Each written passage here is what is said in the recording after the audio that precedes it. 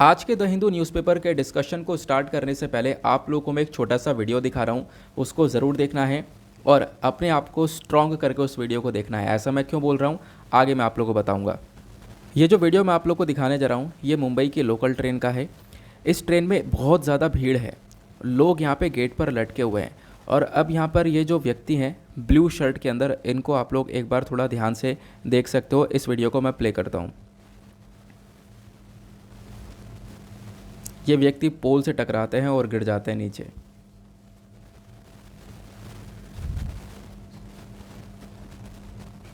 सामने वाली ट्रेन के अंदर कुछ लोग थे जिन्होंने यहाँ पर इस पूरे के पूरे इंसिडेंट को अपने कैमरे के अंदर कैप्चर किया है।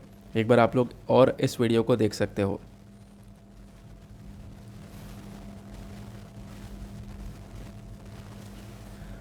तो यार ये जो पूरा का पूरा इंसिडेंट है ये मुंबई की लोकल ट्रेन का है और मुंबई की लोकल ट्रेन में हमेशा ही इस प्रकार से भीड़ चलती है। मतलब हमेशा ही आप डेली बेसिस पर देखोगे तो बहुत ज़्यादा भीड़ रहती है और इस भीड़ भाड़ वाली रेलवे के अंदर जो भी लोग ट्रैवल कर रहे हैं वो कहीं ना कहीं अपने जान को इस प्रकार से जोखिम में डाल रहे हैं। तो आप लोगों से ही कहना चाहूँगा, चाहे यार कितनी भी जल्दबाजी हो, कितनी भी हड़बड़ी हो, तो ऐसे ट्रैवल कभी नहीं करना कि भीड़ बहुत हो और गेट पर लटकना पड़ रहा है या गेट पर बैठने पड़ रहा है। बहुत सारे लोग को देखते हैं कि वो तो फालतू में गेट पर बैठे रहते हैं, तो ऑब्वियस सी बात है जान जोखिम में डाल रहे हैं। तो ऐसा कभी नहीं करना है। बाकी हम लोग यहाँ पर प्रे यही करेंगे इन व्यक्ति की जो हेल्थ है वो वापस से जल्दी से रिकवर हो जाए, यही हमारे यहाँ पर प्रार्थना रहेगी। बाकी अच्छा, मैंने आप लोगों से स्टार्टिंग में ये बोला था कि थोड़ा स्ट्रांग होकर इस वीडियो को देखना है। काफ़ी लोग यहाँ पर शॉक्ड होंगे, यार ये हुआ क्या। अब होता क्या है ना, मैंने इसलिए भी बोला क्योंकि कुछ इस प्रकार का इंसिडेंट मैंने खुद पर्सनली भी देखा हुआ है। मैं अपनी मदर के साथ ट्रैवल कर रहा था लखनऊ टू मुंबई। अब जब मैं ट्रैवल कर रहा था तो लखनऊ पर हम लोग ट्रेन का वेट कर रहे थे और आपको पता होगा जैसे कि ये ट्रेन है और यहाँ पर ट्रेन आ रही है तो ऑब्वियस सी बात है धीरे धीरे जाकर वो रुकती है और धीरे धीरे से स्टार्ट भी होती है। अब करेंट टाइम पर लोगों को इतनी जल्दबाजी मच चुकी है, लोगों को इतनी ज़्यादा हड़बड़ी मच जाती है एकदम से चढ़ने की, एकदम से उतरने की, और उसी बीच में एक दुर्घटना घट जाती है बिल्कुल हमारे सामने। होता क्या है कि जैसे ये ट्रेन है और यहाँ पे आपको इस प्रकार से प्लेटफॉर्म देखने को मिलता है। अब ट्रेन आ रही है, धीरे धीरे रुक रही है, लोग क्या करते हैं तुरंत उतरने की कोशिश करते हैं चलती हुई ट्रेन से। तो एक बुज़ुर्ग आदमी थे, ज़्यादा बुज़ुर्ग नहीं थे, फिर भी यहाँ पे काफ़ी ओल्ड लग रहे थे। तो वो कोशिश कर रहे थे कि मैं चलती ट्रेन से उतर जाऊँ। तो जैसे ही उन्होंने पैर रखा, वो पैर प्लेटफॉर्म पे ना पड़कर जो ट्रेन और प्लेटफॉर्म के बीच में स्पेस होता है उसमें पड़ गया और जैसे ही वहाँ पे पैर गया वो नीचे गिर गए। मतलब कि प्लेटफॉर्म और ट्रेन के जो स्पेस होता है बीच में, उस स्पेस के अंदर गिर गए। और आप लोग इमेजिन कर सकते हो कि क्या मतलब एकदम से दुर्घटना वो घटी होगी, क्योंकि कोई कुछ देख भी नहीं सकता था। जब तक वो ट्रेन ऊपर से निकल नहीं जाती तब तक यहाँ पर कुछ नहीं दिखाई पड़ता। और ऑब्वियस सी बात है, हम सामने ही बिल्कुल बैठे थे, बिल्कुल सामने का इंसिडेंट था, एकदम शॉक्ड हो गए। मेरी मदर भी बिल्कुल शॉक्ड हो गई एकदम से। उनको मैं दूसरी जगह पर लेकर गया, जल्दी से बैठाया, पानी वानी पिलाया। तो इसी वजह से मैंने बोला कि बिल्कुल भी यहाँ पर शॉक्ड नहीं होना है इसको देखकर और थोड़ा सा स्ट्रॉन्ग होकर इस वीडियो को देखना है। तो कहना यही चाहूँगा यार कि देखो इन चीज़ों से सीख सकते हो। फ़िलहाल तो ऐसे कभी भी यहाँ पर करना नहीं है। भले यहाँ पर किसी चीज़ के लिए देर हो रही हो तो देर से पहुँच जाओ और उसके बाद इस प्रकार से कोई भी कदम नहीं उठाना है। अब लगातार कल बहुत सारे इसके ऊपर वीडियोज़ पब्लिश हो रहे थे, बहुत सारे आर्टिकल्स पब्लिश हो रहे थे। अब होता क्या है, मुझे जब जब टाइम मिलता है ना तो मैं हिंदुस्तान टाइम्स वाले न्यूज़पेपर को पढ़ लेता हूँ, है ना, क्योंकि काफ़ी सारे वहाँ पे भी आर्टिकल्स आते हैं, अच्छे अच्छे आर्टिकल्स हम लोग को देखने को मिलते हैं। तो कल भी मैं वो न्यूज़पेपर स्क्रॉल कर रहा था, तब जाकर मुझे यहाँ पर इस न्यूज़ के बारे में पता चलता है। फिर उसके बाद जब मैंने इसके बारे में सर्च किया तो मैं देखता हूँ यार बहुत ज़्यादा चर्चा हो रही है इसके बारे में। लगातार न्यूज़पेपर्स इन आर्टिकल्स को पब्लिश कर रहे हैं, लगातार वीडियोस ट्विटर के ऊपर ट्रेंड हो रहे हैं। तो इस वजह से मैंने सोचा आपके साथ में शेयर करते हैं और आप लोगों को यहाँ पर इसके बारे में अवेयर करते हैं, ठीक है ना। तो इस बात का ज़रूर ध्यान रखना। नाउ आगे चलते हैं। तो hi guys and welcome back to the channel Deepak Yadav education. Welcome to the daily Hindu news and editorial analysis of 26 June 2022। तो गाइस आज है तारीख 26 जून 2022 और है संडे। देखेंगे आज के द हिंदू कंप्लीट न्यूज़पेपर को। द हिंदू कंप्लीट न्यूज़पेपर को एनालाइज करेंगे, बट लेक्चर में आगे बढ़ने से पहले अगर आप लोगों को इस लेक्चर का पीडीएफ चाहिए तो क्या करना है, सबसे पहले डाउनलोड करना है टेलीग्राम और फिर जाके सर्च बॉक्स में टाइप करना है Deepak Yadav education. As you can see guys आप लोग को ये वाला चैनल मिल जाएगा, उस पर क्लिक करना और जाकर इस चैनल को ज्वाइन कर लेना। देखो, अगर आप लोगों को इस तरीके से ये चैनल नहीं मिलता है तो नीचे डिस्क्रिप्शन बॉक्स में PDF लिंक के नाम से एक लिंक दिया गया है। जैसे ही आप लोग उस पर क्लिक करोगे ये चैनल ऑटोमेटिकली ओपन हो जाएगा, इसको जाके ज्वाइन कर लेना। ज्वाइन करने से फ़ायदा क्या होगा, यहाँ पर डेली बेसिस पर लेक्चर का PDF मिल जाता है, डेली करंट अफेयर के वीडियो का PDF मिल जाता है और डेली बेसिस पर बहुत सारे डिजिटल नोट्स मिल जाते हैं। नाउ बढ़ते हैं आगे। आगे बढ़ने से पहले हमेशा की तरह हम लोग अपने लेक्चर को एक मैप के क्वेश्चन के साथ स्टार्ट करेंगे। तो आज आप सभी लोगों को मैप में जाकर देखना है स्ट्रेट ऑफ हॉर्मूज को कहाँ पर है ये एग्जैक्टली लोकेटेड, अच्छे से मैप में देखना। बार बार चर्चा में आ रहा है, इस वजह से मैं आप लोगों को बार बार बोल रहा हूँ देखने के लिए, तो अच्छे से ज़रूर मैप में देखना। देन उसके बाद आकर नीचे कमेंट सेक्शन में टाइप करना, जिससे कि आप लोग इसको लंबे समय तक याद रख पाओगे। साथ ही साथ एक क्वेश्चन सॉल्व करेंगे जो कि UPSC प्रीवियस ईयर साल 2017 के प्रीलिम्स में पूछा गया था। डेली बेसिस पर हम लोग यहाँ पर एक प्रीवियस ईयर क्वेश्चन को भी सॉल्व करते हैं। अब इसके बारे में ऑलरेडी मैंने आप लोगों को काफ़ी बार पढ़ा रखा है, वो है क्वालिटी काउंसिल ऑफ इंडिया। तो क्वालिटी काउंसिल ऑफ इंडिया के रेफरेंस में आपको यहाँ पर 2 स्टेटमेंट्स दिए गए हैं। बताना यह है कि कौन सा स्टेटमेंट करेक्ट है। पहला स्टेटमेंट ये बोलता है क्वालिटी काउंसिल ऑफ इंडिया को सेटअप किया गया है जॉइंटली, मतलब 2 लोगों ने मिलकर सेटअप किया हुआ है, गवर्नमेंट ऑफ इंडिया और इंडियन इंडस्ट्री ने। दूसरा स्टेटमेंट ये बोलता है कि क्वालिटी काउंसिल ऑफ इंडिया के जो चेयरमैन हैं इनको अपॉइंट किया जाता है प्राइम मिनिस्टर के थ्रू और प्राइम मिनिस्टर को रेकमेंड करते हैं इंडस्ट्री टू द गवर्नमेंट। तो कौन सा स्टेटमेंट सही है आप लोगों को बताना है। नीचे ऑप्शन दिए गए हैं, option A 1 only, option B 2 only, option C दोनों ही करेक्ट हैं, या फिर ऑप्शन D दोनों में से कोई सा भी करेक्ट नहीं है। तो इसका सही आंसर आप सभी लोग नीचे कमेंट सेक्शन में टाइप करना, जैसे मैं आप लोगों से डेली बेसिस पर बोलता हूँ। साथ ही साथ इसका आंसर मैं आप लोगों को टेलीग्राम पर प्रोवाइड करवा दूंगा, वहाँ से भी चेकआउट कर सकते हो। अदरवाइज़ वहाँ पर आंसर नहीं मिलता है तो भी कोई परेशान होने की ज़रूरत नहीं है। वीडियो के लास्ट में इसके करेक्ट आंसर का डिस्कशन हम लोग करेंगे। तो चलो शुरुआत करते हैं। तो ऑब्वियसली आज संडे है, संडे में ज़्यादा कोई खास इंपॉर्टेंट आर्टिकल्स होते नहीं, लेकिन आज बहुत सारे इंपॉर्टेंट आर्टिकल्स हैं। प्लस हमारा संडे में एडिटोरियल सेक्शन नहीं आता है, लेकिन साइंस एंड टेक का सेक्शन आता है, वो काफ़ी इंपॉर्टेंट होता है। उसके बाद फ्रीक्वेंट आस्क्ड क्वेश्चंस आते हैं, वो भी काफ़ी इंपॉर्टेंट होते हैं। तो उन सभी आर्टिकल्स को हम लोग कवर करेंगे आज के न्यूज़पेपर से। लेकिन उससे पहले सबसे पेज नंबर 1 पर आर्टिकल आता है जीका वायरस के बारे में। कुछ साइंटिस्ट हैं जिन्होंने यहाँ पर वार्निंग दी है जीका वायरस के स्प्रेड को लेकर। अब ये जो साइंटिस्ट है वो है नेशनल इंस्टीट्यूट ऑफ वायरोलॉजी, जो कि पुणे के अंदर में है। यहाँ से साइंटिस्ट बिलोंग करते हैं। इन्होंने यहाँ पर कंसर्न दिखाया कि जीका वायरस लगातार फैल रहा है और जीका वायरस के साथ साथ डेंगू और चिकनगुनिया यहाँ पे कुछ स्टेट्स और यूनियन टेरिटरीज़ के अंदर फैलता हुआ नजर आया। अब आप कहोगे कि इसमें नई बात क्या है। इसमें नई बात यह है कि वो स्टेट्स यूनियन टेरिटरीज़ ऐसे एरिया हैं कि जहाँ पर पहले कभी भी ये जीका वायरस नहीं पाया गया। तो ऐसे एरिया जहाँ पे पहले कभी भी नहीं पाया गया, वहाँ पे ये कुछ कंसर्न्स देखने को मिले हैं। जीका वायरस के बारे में चर्चा पिछले साल काफ़ी ज़्यादा हुई है, क्योंकि पिछले साल केरला, महाराष्ट्र, उत्तर प्रदेश, तेलंगाना इन सभी एरिया में जीका वायरस के केसेस देखने को मिले थे। हालांकि अभी वापस से केसेस निकल कर आ रहे हैं। तो दिक्कत यह है कि सबसे ज़्यादा प्रॉब्लम क्रिएट हो सकती है तब जब ये केसेस बहुत ज़्यादा मात्रा में बढ़कर निकले, प्लस काफ़ी सारे लोगों को बीमार करना स्टार्ट कर दें। उसके बाद 2021 का पूरा इंसिडेंट यहाँ पर बताया गया है, शेयर किया गया है, जो कि हमारे लिए इम्पॉर्टेंट अभी के टाइम पर नहीं है। अभी फ़िलहाल जो एग्जामिनेशन के पॉइंट ऑफ व्यू से इंपॉर्टेंट चीज़ है वो है जीका वायरस। इसके बारे में ज़रूर पढ़ लेना, आपसे यहाँ पर सवाल बन सकता है, क्योंकि पिछले साल बहुत ही ज़्यादा चर्चा में था। तो पिछले साल केरला में पहली बार इसको रिपोर्ट किया गया था। नाउ जीका वायरस है क्या, तो एक मॉस्किटो बॉर्न फ्लेवी वायरस आपको देखने को मिलेगा, मच्छर से होने वाली बीमारी है। इस वायरस को सबसे पहली बार आइडेंटिफाई किया गया था युगांडा के अंदर 1947 में। तो देश आज़ाद हुआ तभी यहाँ पर जीका वायरस आया, ऐसा ध्यान रख सकते हो। ये मंकीज़ के अंदर पहली बार पाया गया था, लेकिन युगांडा के अंदर में। उसके बाद में यहाँ पर मेंशन किया जाता है कि इसको यानी वायरस जो है ये बाद में ह्यूमंस के अंदर भी पाया गया। ह्यूमंस के अंदर जब पाना स्टार्ट हुआ है वो लगभग 1952 का समय था। अगेन युगांडा के अंदर ही यहाँ पर ये ह्यूमंस के अंदर भी पाया गया। देन उसके बाद में तांजानिया के अंदर फैलता हुआ नज़र आया। तो मतलब ज़्यादातर बीमारियाँ अफ्रीकन कंट्री से ही आप लोग देख पाते हो, ठीक है ना, अफ्रीकन कंट्री से ही निकल कर आती हैं। अभी हमने मंकी पॉक्स के बारे में पढ़ रहे हैं, लगातार चर्चा में है, अफ्रीकन कंट्री से निकल कर आया है। तो ये अफ्रीकन कंट्रीज़ के अंदर देखो लगातार ना गर्मी बहुत ज़्यादा पड़ती है, और इतनी गर्मी पड़ने की वजह से यहाँ पर काफ़ी सारी बीमारियाँ पड़ती हुई नज़र आती हैं, काफ़ी सारी बीमारियाँ फैलती हुई नज़र आती हैं। बाकी जीका वायरस के बारे में जब हम लोग चर्चा करते हैं तो ये फैलता कैसे है, तो कहोगे बता दिया मच्छर की वजह से फैलता है, ठीक है। लेकिन अब आपसे क्वेश्चन बन सकता है वो कौन सा मच्छर है। तो वो जो मच्छर है उसका नाम है एडिस एजिप्टी। ध्यान रखना, एडिस एजिप्टी मच्छर की वजह से ज़ीका वायरस फैलता है। ये वही मच्छर है जिसकी वजह से डेंगू, चिकनगुनिया और येलो फीवर जैसी बीमारियां फैलती हैं। उसके बाद ज़ीका वायरस काफ़ी तेज़ी से ट्रांसमिट होता है, यानी कि एक व्यक्ति से दूसरे व्यक्ति में फैल सकता है, खासकर मदर से उसके बच्चे में। यानी मान लो एक मदर जो है वो प्रेग्नेंट है, अब उनके वॉम में एक बच्चा बन रहा है, वो डेवलप हो रहा है, तो क्या होगा, उन मदर से उस बच्चे के अंदर वो ज़ीका वायरस ट्रांसमिट हो सकता है, या सेक्सुअल कांटेक्ट के थ्रू, या ब्लड को यहाँ पे ट्रांसफ़र करने के थ्रू, या फिर किसी का ऑर्गन ट्रांसप्लांटेशन है, एक शरीर से यहाँ पर किसी ऑर्गन को निकाल कर दूसरे शरीर में लगाया गया है।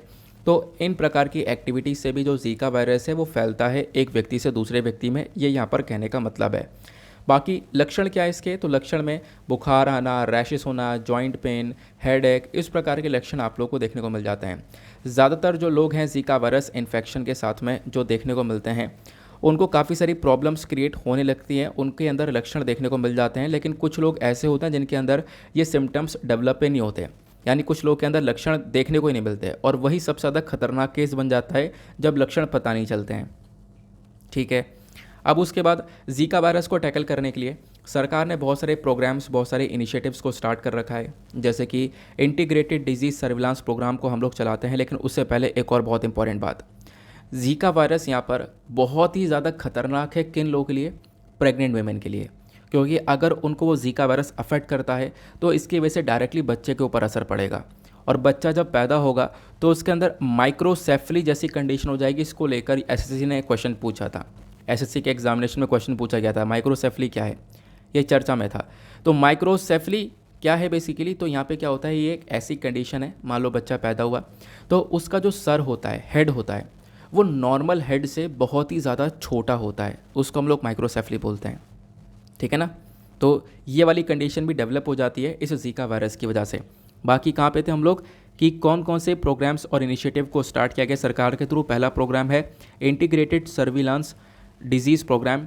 इसका मेजर फोकस ये है कि ऑब्वियस सी बात है, हमारे जो भी यहाँ पे हम लोग काम करते हैं, यानी कि हमारा जो सर्विलांस सिस्टम है, सर्विलांस सिस्टम का मतलब है हम लोग जो ध्यान रख रहे हैं बीमारियों के ऊपर कि कौन सी बीमारियाँ आ रही हैं, तो उन बीमारियों को मॉनिटर करने का काम करता है। तो उस सर्विलांस प्रोग्राम को लेकर आया गया ताकि उसको हम लोग और मजबूत कर सकें, और कोई भी बीमारी आती है तो उसके बारे में तुरंत हम लोग को पता चल सके। उसके बाद इसी प्रकार से और भी प्रोग्राम चलाए गए। National vector borne disease control program चलाया गया। उसके बाद राष्ट्रीय बाल स्वास्थ्य कार्यक्रम चलाया गया। ये अलग अलग प्रोग्राम्स आपको देखने को मिल जाएंगे जो कि ज़ीका वायरस को टैकल करने में मदद करते हैं। चलो आगे आते हैं नेक्स्ट आर्टिकल की तरफ। देखो इस आर्टिकल में कुछ छोटी सी इन्फॉर्मेशन है, ज़्यादा कोई डिटेलिंग नहीं है। G7 समिट स्टार्ट हो रहा है, यानी आज स्टार्ट हो जाएगा 26-27 जून में ये G7 समिट चलेगा। ये कहाँ पे हो रहा है, जर्मनी के अंदर। तो हमारे जो पीएम वही पहुँच चुके हैं, प्राइम मिनिस्टर नरेंद्र मोदी हैं, कैनेडियन प्राइम मिनिस्टर जो जस्टिन ट्रूडो हैं, ये भी रहने वाले हैं। तो देखो ऑब्वियस ही बात है, G7 कंट्रीज़ के अंदर आपको पता होगा कौन कौन से देश आपको देखने को मिल जाते हैं। तो यहाँ पे मेंशन ये किया जाता है कि G7 समिट तो चलेगा जर्मनी के अंदर, और उस समिट के अलावा कनाडा और इंडिया के बीच में भी चर्चा होने वाली है, बातचीत होगी। क्योंकि यहाँ पर कनाडा और इंडिया के अभी कुछ पर्टिकुलर पॉइंट्स के ऊपर रिलेशंस थोड़े से ख़राब हैं। अब रिलेशन क्यों ख़राब हुए थे, क्योंकि यहाँ पे साल 2020 में जब लगातार फार्मर्स प्रोटेस्ट चल रहा था, तो उन प्रोटेस्ट के दौरान यहाँ पर कनाडा के ये जो एक तरीके से प्राइम मिनिस्टर हैं, इनके थ्रू स्टेटमेंट कुछ निकल कर आया था उसके अगेंस्ट में, जिसकी वजह से रिलेशन थोड़े ख़राब हो गए थे। हमने अपनी ऑफिशियल मीटिंग्स कनाडा के साथ में कैंसिल कर दी थी। तो अभी चांसेस हैं कि कनाडा के साथ में जो रिलेशंस है वो वापस से सही हम लोग कर सकें, वापस से उन रिलेशंस को रिवाइव किया जा सके। हालांकि बाकी जो ट्रेड डील वगैरह है, व्यापार को लेकर डील वगैरह है, वो सब हुई हैं, लेकिन रिलेशंस को और मजबूत किया जा सकता है इस G7 समिट के दौरान। ठीक है, अब यहाँ पे मेंशन किया जा रहा है कि इस समिट में हमारे जो पीएम मोदी हैं वो जर्मनी में रहने वाले हैं आज के दिन। आज ये समिट स्टार्ट होगा, देन उसके बाद UAE जाएंगे। ठीक है, वहाँ पे जाके काफ़ी सारा डिस्कशन करने वाले हैं, काफ़ी सारे टॉपिक्स के ऊपर चर्चा होगी, जैसे कि environment, energy, climate, food security, health, और उसके बाद यहाँ पे टेररिज्म को टैकल करना, जेंडर इक्वलिटी और डेमोक्रेसी। इन सारे टॉपिक्स के ऊपर स्पेशल सेशंस रखे जाएंगे, इन सारे टॉपिक्स के ऊपर चर्चा की जाएगी जो कि मैंने अभी आप लोग को बताए हैं। ठीक है ना, बाकी हमारा जो फोकस है या फिर कोशिश है वो ये रहने वाली है कि कनाडा के साथ में भी रिलेशंस को आप लोग वापस से रिवाइव कर सकें, ठीक कर सकें, क्योंकि यहाँ पे रिलेशन कुछ ख़राब हो चुके थे। अभी 2020 के आसपास, जब फार्मर्स प्रोटेस्ट चल रहा था। कनाडा की साइड से कुछ स्टेटमेंट निकल कर आया था। बाकी काफ़ी सारी चर्चा होने वाली है रशिया यूक्रेन के डिस्प्यूट को लेकर भी, तो ये भी आप लोग को ध्यान रखना है। अब कल परसों में लगातार इसके ऊपर आर्टिकल्स पब्लिश होंगे कि क्या क्या चर्चा हुई है, तो वो सब हम लोग आगे डिस्कशन करते हुए चलेंगे, ठीक है। अभी फ़िलहाल इतनी सी न्यूज़ है इस छोटे से आर्टिकल के अंदर, इतना ध्यान रखना। बाकी कल मैंने आप लोग को बताया था कि देखो जो G20 इवेंट है, साल 2023 का जो G20 इवेंट है खासकर, वो उसके कुछ जो मीटिंग्स वगैरह हैं वो कश्मीर के अंदर भी होने वाली हैं। अब जैसे ही पता चलता है पाकिस्तान को कि यार कश्मीर के अंदर भी G20 की कुछ मीटिंग्स होंगी, तो पाकिस्तान इस चीज़ को अपोज करता है, मना करता है कि यहाँ पर कश्मीर के अंदर मीटिंग नहीं होनी चाहिए।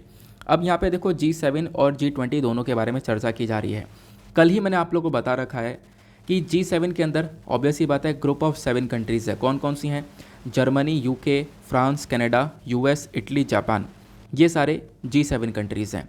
बाकी G20 कंट्रीज़ की जब आप लोग देखते हो तो इसके अंदर ये सातों कंट्री यानी G7 वाली तो आती हैं, रशिया भी आता है, प्लस उसके साथ आपको Turkey, European union, Argentina, Brazil, south Korea, Mexico, China, Indonesia, Saudi Arabia, Australia, India और साउथ अफ्रीका, शायद सही बोला है। तो ये सारी कंट्रीज़ यहाँ पर आपको G20 के अंदर देखने को मिलती हैं। चेक कर लेना, शायद यहाँ पर वैसे सही है, शायद सारी कंट्रीज़ 20 की 20 यही कंट्रीज़ आपको देखने को मिलती है। मतलब 19 कंट्रीज़ और एक पूरा का पूरा यूरोपियन यूनियन भी इसके अंदर देखने को मिल जाता है। क्लियर हुआ? चलो, तो G7 समिट अपने आप में चलेगा। G7 के अंदर इंडिया नहीं है, ध्यान रखना। उससे हटकर, उस समिट से साइड लाइन में एक हटकर हम लोग कनाडा के साथ में मीटिंग करने वाले हैं। ओके, कनाडा लेकिन आपको G7 के अंदर देखने को मिलता है। नेक्स्ट आर्टिकल पर आते हैं। अब यहाँ पे कुछ और भी छोटे छोटे आर्टिकल्स आपको देखने को मिलेंगे, जैसे कि सबसे पहला एक आर्टिकल ये देखने को मिल जाएगा, इंपॉर्टेंट है GS paper 1 art and culture के पॉइंट ऑफ व्यू से। यहाँ पे चर्चा की जा रही है दुर्गा पूजा के बारे में, लेकिन उससे पहले वीडियो पे जो लाइक का बटन है उसको दबा देना। जो हमारा टारगेट है 5K प्लस लाइक्स का, आई होप आप लोग आज भी इसको अचीव करवाने वाले हो। कल मैंने आप लोगों से बोला था, कल आप लोगों ने उसको अचीव करवा दिया था। तो यार एक छोटी सी रिक्वेस्ट रहती है, 1 सेकंड लगेगा, 1 सेकंड में आप लोग यहाँ पर इतना काम ज़रूर कर सकते हो। बाकी आप लोग मुझसे इंस्टाग्राम पर कनेक्ट हो सकते हो। इंस्टाग्राम पर जाना, दीपक यादव एजुकेशन टाइप करना, आपको ये मेरा प्रोफाइल मिलेगा। यहाँ पर कनेक्ट होकर आप मुझसे अपनी सारी क्वेरीज़ को पूछ सकते हो। आप लोग अपनी क्वेरीज़ बस टाइप कर देना, मैं आपको रिप्लाई कर दूंगा। अभी 2 दिन से वैसे मैं रिप्लाई नहीं कर पा रहा हूँ, काफ़ी कम लोगों के मैंने रिप्लाईज़ अभी तक दिए हैं। चलो, आर्टिकल की बात करें तो यहाँ पे दुर्गा पूजा को लेकर चर्चा की जा रही है। दुर्गा पूजा आने वाला है, बंगाल के अंदर में स्टार्ट होने वाला है। लगभग अभी 100 दिन रह गए हैं, तो पहले से यहाँ पर तैयारी स्टार्ट हो चुकी है, क्योंकि वेस्ट बंगाल में दुर्गा पूजा बहुत ही ज़्यादा धूमधाम से मनाया जाता है, आप लोगों को पता होगा। बाकी यहाँ पे मेंशन ये किया जाता है कि अभी देखो कोविड के बाद अब की बार पहली बार ऐसा होने वाला है कि कुछ रिस्ट्रिक्शंस कम रहेंगी। नहीं तो अभी पिछले 2 साल से काफ़ी सारी रिस्ट्रिक्शंस रही हैं, लेकिन अब की बार दुर्गा पूजा के अंदर रिस्ट्रिक्शंस काफ़ी कम रहने वाली हैं। अगर कोई भी कोविड का थ्रेट नहीं आया, कोई भी पेंडेमिक दोबारा फैलना स्टार्ट ना हुआ, तो अब की बार काफ़ी धूमधाम से हम लोग दुर्गा पूजा का सेलिब्रेशन करने वाले हैं। अब दुर्गा पूजा के बारे में आपको कुछ ना कुछ चीज़ें पता होनी चाहिए। आपसे क्वेश्चन बन सकता है, जैसे कि मैं आप लोगों को बताऊं, देखो दुर्गा पूजा जो कोलकाता के अंदर है, इसको यहाँ पे यूनेस्को का इंटेंजिबल कल्चरल हेरिटेज का जो डेजिग्नेशन है वो यहाँ पर मिल चुका है। ये यहाँ पर एशिया का इकलौता फेस्टिवल है जिसको यूनेस्को ने इंटेंजिबल कल्चरल हेरिटेज का टैग दिया है, ध्यान रखना। उससे पहले यूनेस्को ने हड़प्पन सिटी जो धोलावीरा के हड़प्पन सिटी ऑफ धोलावीरा जो है गुजरात के अंदर, इसको यहाँ पे वर्ल्ड हेरिटेज साइट का टैग दिया था। इंडिया का 40th वर्ल्ड हेरिटेज साइट यहाँ पे धोलावीरा था। बाकी उसके बाद यहाँ पर इंटेंजिबल कल्चरल हेरिटेज साइट जो है वो आपको ये दुर्गा पूजा देखने को मिल जाता है, जो कि कोलकाता के अंदर ये प्रेजेंट की जाती है हर साल। बाकी दुर्गा पूजा की बात करते हैं तो दुर्गा पूजा आपको 5 दिन का पूरा फेस्टिवल देखने को मिलता है। जो नवरात्र होते हैं, नवरात्र के 5वीं रात को ये स्टार्ट होता है, बाकी 10वीं तक यानी 10वें दिन तक, ठीक है, वो पूरा का पूरा फेस्टिवल हमारा चलता है। इस समय पर होता क्या है, लोग सब साथ मिलकर इकट्ठे होकर जो हमारी दुर्गा माता हैं उनकी पूजा करते हैं, जो गॉडेस दुर्गा हैं उनकी पूजा करते हैं, ठीक है। गॉडेस दुर्गा को हम लोग यहाँ पर एक तरीके से जानते हैं। और उसके बाद यहाँ पर मेंशन किया जाता है कि बहुत बड़े बड़े यहाँ पर कार्निवल्स निकाले जाते हैं, स्ट्रीट आर्ट फेस्टिवल्स यहाँ पर किए जाते हैं। इस टाइम पर जो एक तरीके से मिट्टी जो होती है उससे यहाँ पर मूर्ति बनाई जाती है, ठीक है, और पूजा की जाती है पंडाल्स के अंदर में। तो ये सब चीज़ें यहाँ पर दुर्गा पूजा पर की जाती है। बाकी फोल्क म्यूज़िक, कुलिनरी, क्राफ्ट, फिर उसके बाद कुछ आर्ट ट्रेडिशंस, ये सारी चीज़ों का परफॉर्मेंस वगैरह दिखाया जाता है। बाकी ये एक तरीके से जो दुर्गा पूजा है वेस्ट बंगाल के अंदर काफ़ी धूमधाम से मनाई जाती है, इसको हम लोग हर साल देखते हैं। और इंडिया के अलावा आप देख पाओगे दुनिया भर में भी काफ़ी सारे कंट्रीज़ हैं जो कि दुर्गा पूजा का सेलिब्रेशन करते हैं। प्लस इंडिया के अंदर वेस्ट बंगाल के अलावा भी और भी बहुत सारी जगह पर दुर्गा पूजा का सेलिब्रेशन होता है। इनफैक्ट नेपाल के अंदर भी बहुत ज़्यादा धूमधाम से सेलिब्रेशन होता है ना दुर्गा पूजा का। उसके बाद में यहाँ पे दुर्गा पूजा के इम्पोर्टेंस के बारे में अगर हम लोग चर्चा करें, देखो इम्पोर्टेंस अपने आप में बहुत ज़्यादा है।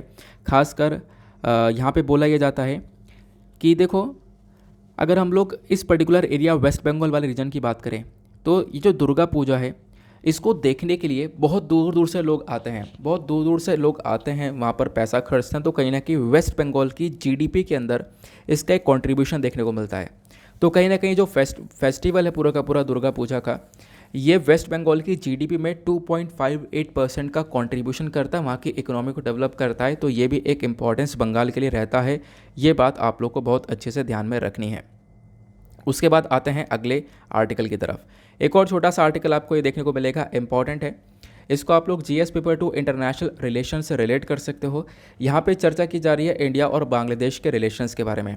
अभी कुछ दिन पहले ही मैंने आपको डेली करंट अफेयर के वीडियो में इन दोनों कंट्रीज़ के रिलेशंस के बारे में बहुत डिटेल से बताया था, ठीक है ना। बाकी आज की चर्चा हो रही है कि जो हमारी भारत सरकार है इन्होंने अभी बांग्लादेश को कॉन्ग्रेचुलेशन किया है, आप कह सकते हो बांग्लादेश को बधाइयाँ दी हैं। किस चीज़ को लेकर? बांग्लादेश ने एक ब्रिज को जिसका नाम है पद्मा मल्टीपर्पज़ ब्रिज को कंप्लीट कर लिया है। अब नाम से पता चल रहा है कि मल्टीपर्पज़ ब्रिज है, यानी एक पर्पज़ के लिए नहीं कई सारे पर्पज़ के लिए इस ब्रिज को बनाया गया है। प्लस यहाँ पे प्राइम मिनिस्टर जो हसीना शेख हैं इनको भी प्रेज़ किया गया, इनकी भी काफ़ी तारीफ़ हो रही है। देखो इनके टाइम पर बांग्लादेश इंडिया के जो रिलेशंस है वो काफ़ी मजबूत होते हुए चले गए हैं। उसके बाद में यहाँ पर मेंशन किया जाता है ये जो ब्रिज है इसका इंपॉर्टेंस बहुत ज़्यादा होने वाला है। ये जो पद्मा ब्रिज है ये बेसिकली एक इंटरनल कनेक्टिविटी में मदद करेगा बांग्लादेश की, प्लस उसके साथ साथ बांग्लादेश को ये कनेक्ट करेगा इंडिया के साथ में। और ख़ासकर यहाँ पे अगर हम लोग बात करें मतलब कि देखो इंटरनल कनेक्टिविटी ऑब्वियसली बात है बांग्लादेश की होगी, लेकिन इसी ब्रिज के माध्यम से जो व्यापार है, जो ट्रेड वगैरह है इंडिया बांग्लादेश के बीच में, वो काफ़ी ज़्यादा बढ़ने वाला है। ये जो ब्रिज है ये इम्पॉर्टेंट रोल प्ले करेगा दोनों कंट्रीज़ के रिलेशंस को और ज़्यादा मजबूत करने में। पद्मा ब्रिज ये मल्टीपर्पज़ है, मैंने आपको बता दिया, और एक तरीके से सबसे बड़ा इंफ्रास्ट्रक्चर प्रोजेक्ट है ये पूरा का पूरा बांग्लादेश का। अब इसका उद्घाटन किया गया है सैटरडे में, मतलब कल सुबह उद्घाटन किया गया। जैसे उद्घाटन हुआ वैसे यहाँ पर भारत के थ्रू भी कॉन्ग्रेचुलेशन किया गया बांग्लादेश को बधाइयाँ दी गई इस अवसर पर। बाकी पाकिस्तान ने भी कॉन्ग्रेचुलेशन किया है, पाकिस्तान भी बोलता है कि बिल्कुल यहाँ पर बांग्लादेश की तरफ से एक काफ़ी बेहतरीन सा स्टेप यहाँ पर उठाया गया है, ठीक है ना। बाकी जो ये ब्रिज है ये लगभग आप कह सकते हो बांग्लादेश के 20 डिस्ट्रिक्ट्स को कनेक्ट करेगा, और आने वाले टाइम पर एक्सपेक्टेशन यह है कि ट्रांसपोर्टेशन को ये बढ़ाने वाला है। गुड्स और कमोडिटीज़ को जो यहाँ पे ट्रांसपोर्ट किया जाता है उस ट्रांसपोर्टेशन को ये बढ़ा देगा इंडिया के साथ में, प्लस यहाँ पे नेपाल भूटान के साथ में। तो ये भी आप लोग यहाँ पे ध्यान में रख सकते हो, ये एक इम्पॉर्टेंट पार्ट है। बाकी यहाँ पे एक तरीके से चर्चा हो गई है बांग्लादेश, नेपाल, भूटान और इंडिया चारों देशों के बारे में। तो आपको ये भी पता होना चाहिए इन चारों कंट्रीज़ के बीच में एक और इनिशिएटिव है जिसको हम लोग BBIN मोटर व्हीकल एग्रीमेंट के नाम से जानते हैं, ठीक है। यानी कि बांग्लादेश, भूटान, इंडिया, नेपाल में आप लोग ट्रैवल कर सकते हो आराम से इस मोटर व्हीकल एग्रीमेंट के तहत, ठीक है ना। तो ये भी एक इनिशिएटिव इन कंट्रीज़ के बीच में देखने को मिलता है। तो बेसिकली ये ब्रिज कहीं ना कहीं इन चारों कंट्रीज़ के रिलेशंस को और ज़्यादा मजबूत करने में मदद करेगा, ठीक है। आगे आते हैं नेक्स्ट आर्टिकल पर। हालांकि यहाँ पे मैं चाहता तो आपको इंडिया बांग्लादेश के रिलेशंस डिटेल से पढ़ा सकता था, बट अभी यहाँ पर 2 दिन पहले मैंने करंट अफेयर के वीडियो में आपको पढ़ाया है। आप लोग प्लीज़ वहाँ से एक बार इसको कवर कर लेना। मेरे से पॉसिबल हो पाएगा तो उस वीडियो का जो लिंक है मैं आपको नीचे डिस्क्रिप्शन बॉक्स में दे दूँगा, ठीक है। नहीं तो फिर जो नोट्स वगैरह हैं वो सब मैं आपको टेलीग्राम पर प्रोवाइड करवा दूंगा। अब नोट्स की बारी आई है तो मैं आपको एक चीज़ और बता दूं। जैसा आप लोगों ने ये आर्टिकल देखा दुर्गा पूजा के बारे में, आपने सारी इन्फॉर्मेशन देखी स्क्रीन पर नीचे की साइड में, ये सब आपको कहाँ से मिलेगा, एक्स्ट्रा नोट्स कहाँ पे मिलेंगे? तो ये सारी चीज़ आपको PDF में मिल जाती हैं। आप लोग टेलीग्राम से जब मेरा PDF डाउनलोड करोगे तो उस PDF में आपको ये आर्टिकल्स मिल जाएंगे। आर्टिकल्स के बराबर में ये वाला सिंबल वाला आपको ये जो है ये डॉट भी मिलेगा। तो आपको करना क्या है, PDF डाउनलोड करना है और एक ऐप भी डाउनलोड कर लेना है। उस ऐप का नाम है एडोब एक्रोबेट, ठीक है। या फिर वो ऐप काम नहीं करता है तो WPS ऑफिस भी डाउनलोड कर सकते हो। इन ऐप में जब आप लोग यहाँ पर इस पीडीएफ को ओपन करोगे तो ये जो सिंबल आपको दिखेगा, जैसे आप इस पर टैप करोगे तो इस प्रकार से आपके फ़ोन के अंदर जो ये इन्फॉर्मेशन है वो सारी की सारी ओपन हो जाएगी और ये सारी इन्फॉर्मेशन आप अपने पास से कॉपी पेस्ट वगैरह देख सकते हो। देखो कॉपी पेस्ट कैसे कर सकते हो, जैसे कि यहाँ पे हमने क्लिक किया, उसके बाद ये 3 डॉट्स जो आपको दिख रहे हैं यहाँ पे आप लोग क्लिक कर सकते हो। ये एडिट का ऑप्शन है, यहाँ से आप लोग इसको कॉपी पेस्ट भी कर सकते हो, ठीक है ना। चलो नेक्स्ट आर्टिकल पर आते हैं। अगला आर्टिकल बात करता है जे एक्ट के बारे में, यानी कि जुवेनाइल जस्टिस के बारे में चर्चा कर रहा है, बच्चों के एक्ट के बारे में। अब यहाँ पर जो ये जे एक्ट है ये 2015 का एक्ट था, इसके अंदर अमेंडमेंट यानी कि एक संशोधन किया गया है। अब बोला ये जा रहा है कि जो संशोधन किया गया ये कहीं ना कहीं कंसर्न या फिर प्रॉब्लम्स पैदा करेगा, ये ज़्यादा सही स्टेप नहीं उठाया गया है। अब हुआ क्या, मैं आप लोगों को थोड़ा सा इसके बारे में बताता हूँ।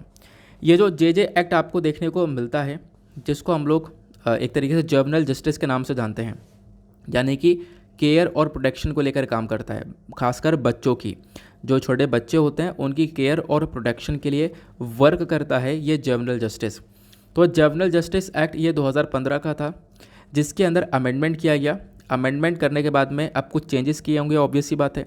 अब चेंजेस के अंदर बोला ये गया कि देखो कि जो भी एक तरीके से ऑफेंस होगा इस एक्ट के अंदर में, वो ऑफेंस बेसिकली कॉग्निजेबल नहीं होगा। पहले ये कॉग्निजेबल हुआ करता था, बट अब इसको यहाँ पर एक्सपर्ट्स का कहना यह है कि इस क्राइम को नॉन कॉग्निजेबल कर दिया गया है। नॉन कॉग्निजेबल का मतलब यह है कि अब यहाँ पर उस व्यक्ति को अरेस्ट नहीं किया जाएगा। अगर मैं आप लोग को सीधे शब्द में बोलूँ, कॉग्निजेबल के अंदर उस व्यक्ति को यहाँ पर अरेस्ट किया जा रहा था। तो क्या चेंजेस करे गए हैं? सबसे पहली बात चेंज यहाँ पर ये किया गया कि कोई भी ऑफेंस है, मान लो कोई भी यहाँ पर ऑफेंस, कोई भी क्राइम किया गया जो कि इस जुवेनाइल जस्टिस एक्ट के अंदर पनिशेबल है, उस व्यक्ति को पनिशमेंट मिलना चाहिए। तो 2015 में बोला गया था उस व्यक्ति को जो पनिशमेंट है वो 3 से 7 साल की मिल सकती है, और वो कॉग्निजेबल था। कॉग्निजेबल मतलब उसको अरेस्ट किया जाएगा, बिना किसी वारंट के अरेस्ट कर सकते हैं, और नॉन बेलेबल ऑफेंस है। इन सब चीज़ों को बदल दिया गया 2021 के अंदर, इसको चेंज कर दिया गया, इसको कॉग्निजेबल से नॉन कॉग्निजेबल बना दिया गया। मतलब कि अब यहाँ पर बिना किसी वारंट के उसको अरेस्ट नहीं कर सकते, बेल वगैरह मिल जाएगी। तो वो चीज़ें यहाँ पर बताई गई हैं। तो एक्सपर्ट्स का कहना यह है कि भैया जो ये छूट दी गई है क्राइम के ऊपर, इसको नॉन कॉग्निजेबल किया गया है, ये कहीं ना कहीं काफ़ी सारी प्रॉब्लम क्रिएट करेगा। यानी कि खासकर मान लो आप कह सकते हो जो बच्चे देखने को मिलते हैं, खासकर कहाँ पर, चाइल्ड केयर इंस्टीट्यूशंस पर। जो CCI है ये क्या है? चाइल्ड केयर इंस्टीट्यूशन, जहाँ पे बच्चों की केयर की जाती है। अब मान लो उन बच्चों के प्रति बहुत ज़्यादा क्रूअल्टी, बहुत ज़्यादा निर्दयता दिखाई जा रही है, उनको परेशान किया जा रहा है, तो वो जो बातें हैं वो पुलिस तक पहुंचेंगी। अब पुलिस तक पहुंचेंगी तो जो पुलिस है वो कुछ नहीं कर पाएंगी, क्योंकि ये जो ऑफेंस है पहले तो ये कॉग्निजेबल था, बट अब नॉन कॉग्निजेबल है। तो अब यहाँ पर एक तरीके से अरेस्ट नहीं किया जा सकता, ठीक है ना। तो यहाँ पर मेंशन किया जाता है कि मान लो कोई बच्चा परेशान हो रहा है, तो उस बच्चे के जो पेरेंट्स हैं, खासकर जो बच्चे के जो पेरेंट्स हैं जो जाकर काम कर रहे हैं, डेली मजदूरी कमा रहे हैं, उनको कुछ पता ही नहीं है क्या हो रहा है क्या नहीं हो रहा है बच्चे के साथ में। तो उसके बाद में यहाँ पर आप कह सकते हो पुलिस तक पहुँचेंगे तो कोई ज़्यादा स्टेप उठाया नहीं जाएगा।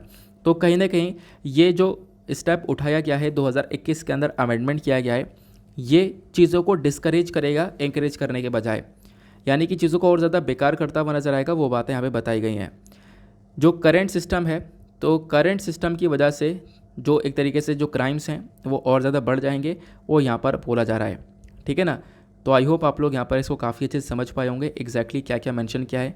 मैंने टू द पॉइंट आप लोगों को सारी इन्फॉर्मेशन यहाँ पर बता दी है कि 2021 का जो ये अमेंडमेंट है जुवेनाइल जस्टिस एक्ट का, ये क्राइम्स को नॉन कॉग्निजेबल बना रहा है।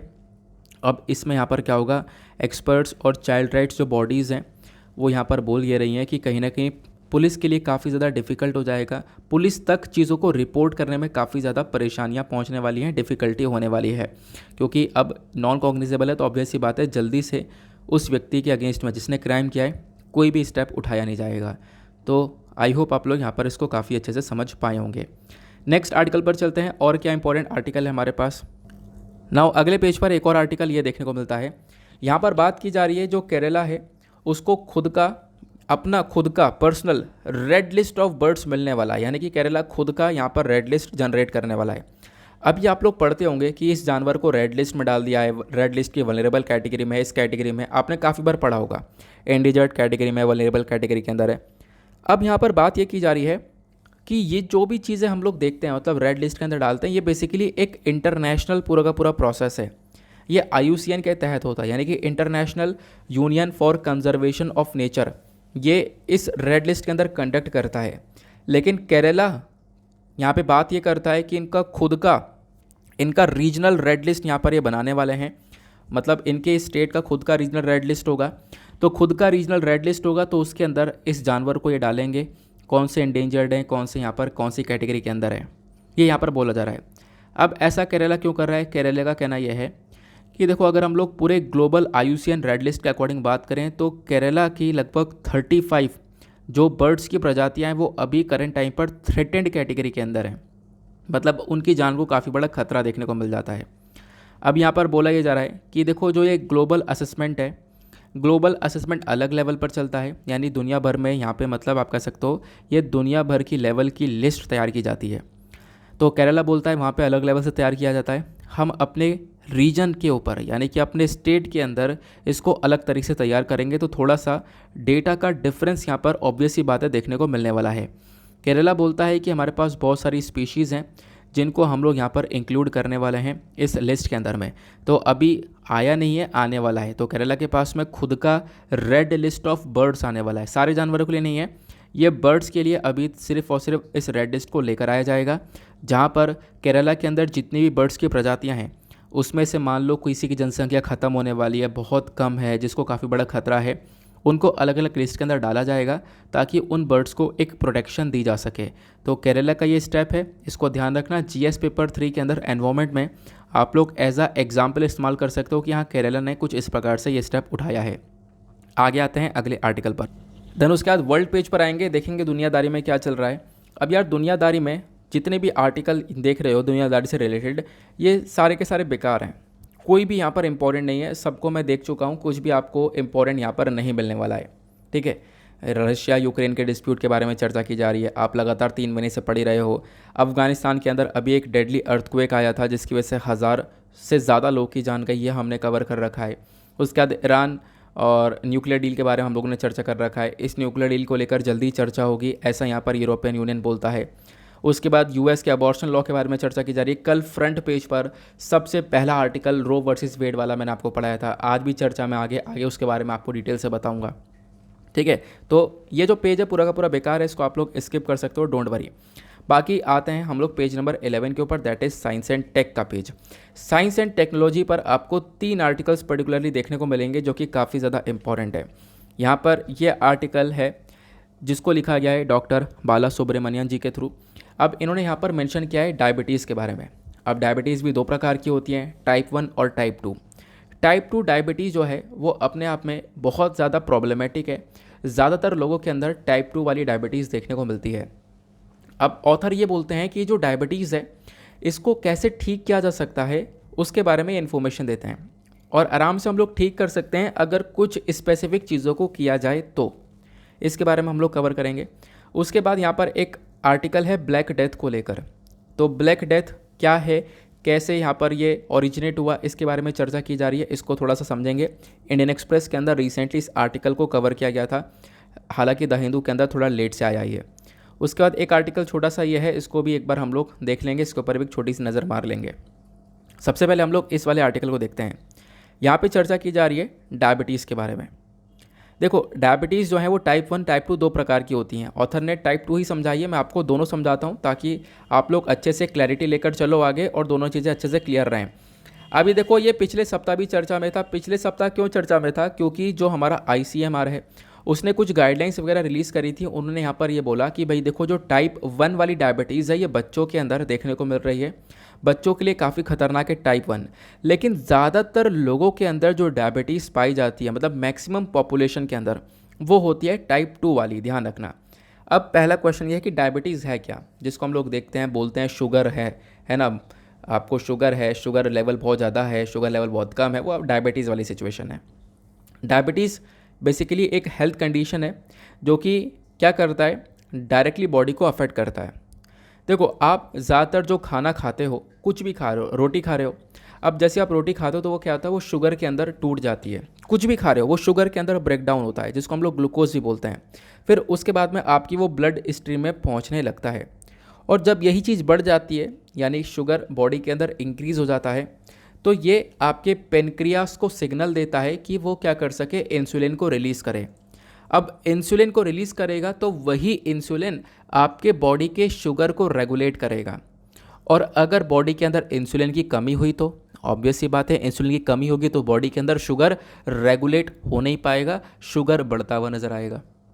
वही चीज़ यहाँ पे डायबिटिक वाले लोगों के अंदर देखने को मिलती है, इंसुलिन के अंदर सबसे बड़ी प्रॉब्लम देखने को मिलती है। अभी मैं आपको कुछ पिक्चर्स के थ्रू चीज़ें दिखाता हूँ। जब आप लोग इस वाले पिक्चर को देखते हो तो यहाँ पर पेनक्रियास आपको ये देखने को मिलेगा, ठीक है ना, आपके एब्डोमेन के अंदर देखने को मिलता है। एग्जैक्टली पेनक्रियास कहाँ पर लोकेटेड है, तो आप लोगों ने इसको देख लिया, ये जो है ये यहाँ पर पेनक्रियास आपको लोकेटेड देखने को मिल जाता है। ये पेनक्रियास क्या करता है, इंसुलिन को रिलीज़ करता है, ठीक है ना, ये भी आप लोग को ध्यान रखना है। पेनक्रियास के अपने आप में कुछ फंक्शंस देखने को मिलते हैं। देखो यहाँ पर इसका जो फंक्शन है, जैसे कि पहला फंक्शन ये देखने को मिलता है, डाइजेशन में हेल्प करता है। दूसरा यहाँ पर जो शुगर लेवल है उसको कंट्रोल करने में काम करता है। अब जो डायबिटीज़ होती है, एक होती है टाइप 1, एक होती है टाइप 2 और एक होती है जेस्टेशनल। 3 प्रकार की डायबिटीज़ देखने को मिलती हैं। जब हम लोग टाइप 1 डायबिटीज़ के बारे में चर्चा करते हैं तो टाइप 1 डायबिटीज़ में क्या होता है, जो बॉडी है वो इंसुलिन को प्रोड्यूस नहीं कर पाती। अब जैसे मैंने आपको बताया इंसुलिन को प्रोड्यूस नहीं कर पाती, तो मतलब इंसुलिन तो मेजर चीज़ है, यही तो शुगर को कंट्रोल करेगा, रेगुलेट करेगा। अब इंसुलिन ही बॉडी के अंदर प्रोड्यूस नहीं होगा तो ऑब्वियस सी बात है वो डायबिटिक वाली सिचुएशन देखने को मिलती है। मतलब एक इंसान ने खाना खाया, कुछ भी कार्बोहाइड्रेट खाए और वो शुगर के अंदर ब्लड शुगर में टूटा, शुगर के थ्रू यहाँ पे आपके ब्लड स्ट्रीम लाइन में पहुँचा, आपकी बॉडी जो है उसको एज अ एनर्जी इस्तेमाल करती है। लेकिन इंसुलिन एक ऐसा हार्मोन है, ठीक है, जिसको मतलब जिसकी रिक्वायरमेंट, जिसकी ज़रूरत बॉडी को है और वो उस शुगर को कंट्रोल करके चलती है। तो यहाँ पर अगर इंसुलिन नहीं होगा तो ऑब्वियस सी बात है वो टाइप 1 डायबिटीज़ वाली सिचुएशन बन जाती है। टाइप 2 के अंदर क्या होता है, देखो टाइप 2 के अंदर जो बॉडी है वो इंसुलिन को बनाती तो है लेकिन प्रॉपरली नहीं बना पाती। मतलब ज़्यादा मात्रा में, एक इनफ मात्रा में वो इंसुलिन एक्सक्रीट नहीं हो पाता, जिसकी वजह से अगेन वो टाइप 2 वाली सिचुएशन डायबिटीज़ की देखने को मिलती है, जो कि सबसे ज़्यादा लोगों को होती है। तीसरा होता है जेस्टेशनल डायबिटीज़। जेस्टेशनल डायबिटीज़ यहाँ पर स्टार्ट होता है जब बॉडी, आप कह सकते हो कि इंसुलिन नहीं बना पाती, खासकर प्रेगनेंसी वाले स्टेज के अंदर, कि मान लो एक वेमेन प्रेग्नेंट है और उनके बॉडी के अंदर प्रॉपरली इंसुलिन नहीं बन पा रहा है, हालांकि ज़रूरत है इंसुलिन की लेकिन बन नहीं पा रहा है, तो बेसिकली वो जेस्टेशनल डायबिटीज़ वाली सिचुएशन बन जाती है, ठीक है ना। ये आप लोगों ने देख लिया इंसुलिन के बारे में। तो जब आपका शुगर बढ़ेगा तो ये पेनक्रियास को एक सिग्नल मिलेगा कि वो इंसुलिन को रिलीज़ करे और इंसुलिन यहाँ पर इस चीज़ को रेगुलेट करता है। तो टाइप 1 डायबिटीज़ समझ लिया। टाइप 1 डायबिटीज़ एक ऐसी कंडीशन है जहाँ पर पेनक्रियास कंप्लीटली स्टॉप कर देता है इंसुलिन को प्रोड्यूस करना। इंसुलिन यहाँ पर बॉडी के अंदर प्रोड्यूस बिल्कुल भी नहीं होता है। टाइप 2 के अंदर मैंने आपको बताया, यानी पूरे देश में या पूरे दुनिया भर में जितने भी डायबिटीज़ के केसेस हैं 90% केसेस टाइप 2 वाले हैं। यहाँ पर बॉडी का जो इंसुलिन का प्रोडक्शन है वो ज़्यादा कम होता रहता है, मतलब एक इनफ मात्रा में नहीं देखने को मिलता है, ठीक है ना। ये आपको क्लैरिटी मिल जानी चाहिए। फिर उसके बाद बताया गया कि भाई आज के टाइम पर जो टाइप 1 डायबिटीज़ है इससे खासकर बच्चे पीड़ित हैं, बच्चों को काफ़ी हद तक यहाँ पर बुरा असर देखने को मिलता है इस डायबिटीज़ का। तो ये आपने क्लियर कर लिया। अब बात करते हैं, इस डिजीज़ का बर्डन देखो बहुत ही ज़्यादा है, बहुत ज़्यादा जनसंख्या को, खासकर इंडिया के अंदर अगर हम लोग बात करें, इंडिया के साथ साथ विदेशों की बात करें तो बहुत सारे देशों के अंदर ये डायबिटीज़ जो है अपने आप में एक पेंडेमिक, एक बहुत बड़ी प्रॉब्लम बना हुआ है। ऑथर मेंशन करते हैं इसको हम लोग कैसे ठीक कर सकते हैं। तो इसके लिए आपको कुछ करना पड़ेगा, जैसे कि यहाँ पर मान लो आप चावल वगैरह खा रहे हो, ऑब्वियस सी बात आपने देखा होगा कि जब आप मतलब किसी को शुगर है तो डॉक्टर्स के पास गए ट्रीटमेंट वगैरह करवाने, तो डॉक्टर बोलेगा यार चावल खाना बंद कर दो। लेकिन ऑथर बोलते हैं मान लो अगर आप राइस ईटर हो, चावल खा रहे हो, तो ऑब्वियस सी बात आपको रोकना होगा वो। लेकिन आप लोग क्या कर सकते हो, वीट को अपने फूड में इंक्लूड कर सकते हो, हाई प्रोटीन डाइट लो, मेज़, कैरेट, कैबेज, पल्सेस यानी हरी सब्जियाँ, वेजिटेबल्स, ये सारी चीज़ें आपको डेली डाइट में ऐड करनी होंगी। अगर मान लो कोई नॉन वेजिटेरियन है तो वो एग्स, फिश, मटन, इन चीज़ों को इंक्लूड कर सकता है क्योंकि उसमें हाई फाइबर प्रोटीन मिल जाता है। बाकी कैसे ठीक कर सकते हैं मैंने आपको बताया। ऑथर ये बोलते हैं टाइप 2 डायबिटीज़ को प्रिवेंट किया जा सकता है, ठीक किया जा सकता है, बिल्कुल ठीक किया जा सकता है। ऐसा यहाँ पर इसको लेकर एक स्टडी वगैरह हार्वर्ड यूनिवर्सिटी के अंदर हो चुकी है। ठीक करने के लिए आपको क्या करना पड़ेगा, पहली बात तो अपने वेट को कंट्रोल करना पड़ेगा। एक इंसान का वेट जितना ज़्यादा बढ़ेगा उतनी ज़्यादा बीमारियां उसके बॉडी के अंदर बढ़ जाती है। तो वेट को एक रेगुलेटेड वे में लेकर चलना है, हेल्दी डाइट को लेकर चलना है, प्लस कार्बन इंटेक को कम करना है। आज के टाइम पर हम देख पाते हैं बहुत सारे लोग कोल्ड ड्रिंक्स पीते हैं बहुत ज़्यादा, वो भी बहुत ज़्यादा दिक्कत क्रिएट करती है बॉडी के अंदर में। उसके बाद में फिजिकल एक्सरसाइज रेगुलर बेसिस पर करनी है, क्योंकि एक्सरसाइज यहाँ पर मैटर करती है। और एक्सरसाइज स्मार्टर वे में होनी चाहिए, ज़्यादा लंबी ना हो, जैसे 10 मिनट तक मतलब ब्रिस्क वॉक कर लिया, बहुत तेज़ी से यहाँ पर वॉक कर लिया, मेडिटेशन कर लिया, इस प्रकार की चीज़ें यहाँ पर कर सकते हैं। तो यहाँ पर बोला गया एक्सरसाइज के अंदर ज़रूरी नहीं है जिम जाना, घर पर भी एक्सरसाइज की जा सकती हैं। 30 मिनट्स का ब्रिस्क वॉक हो, यानी बहुत तेज़ी से चलना। उसके बाद में और भी बहुत सारी एक्सरसाइजेस की जा सकती हैं, योगा किया जा सकता है, मेडिटेशन किया जा सकता है, जो कि आपको यहाँ पर कंट्रोल पहुँचाएगा इस डायबिटीज़ को लेकर। तो ये चीज़ें यहाँ पर ऑथर ने मेंशन कर रखी हैं। आई होप आप लोगों को यहाँ पर काफ़ी अच्छे से इन सारी चीज़ों के बारे में एक क्लैरिटी मिल चुकी है। उसके बाद नेक्स्ट आपको एक आर्टिकल देखने को मिलेगा, ये ब्लैक डेथ के बारे में चर्चा करता है। क्वेश्चन ये है, यहाँ पर क्वेश्चन कॉर्नर के अंदर क्वेश्चन ही पूछा जाता है। क्वेश्चन ये है कि ये जो ब्लैक डेथ पेंडेमिक है ये कहाँ से ओरिजिनेट हुआ। अब इसको लेकर एक आर्टिकल पब्लिश हुआ था, उस आर्टिकल को मैं आप लोगों को दिखाता हूँ। हालांकि इस आर्टिकल के बारे में हमने डिटेल से पढ़ रखा है पहले भी, ये आप लोग देख पाओगे। इंडियन एक्सप्रेस का ये आर्टिकल था, एक रिसर्च हुई थी।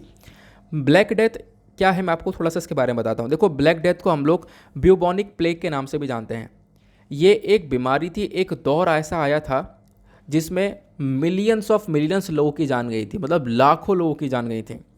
और ये कहाँ पे पूरा इंसिडेंट हुआ था, ये हुआ था वेस्टर्न एशिया और नदर्न अफ्रीका के अंदर।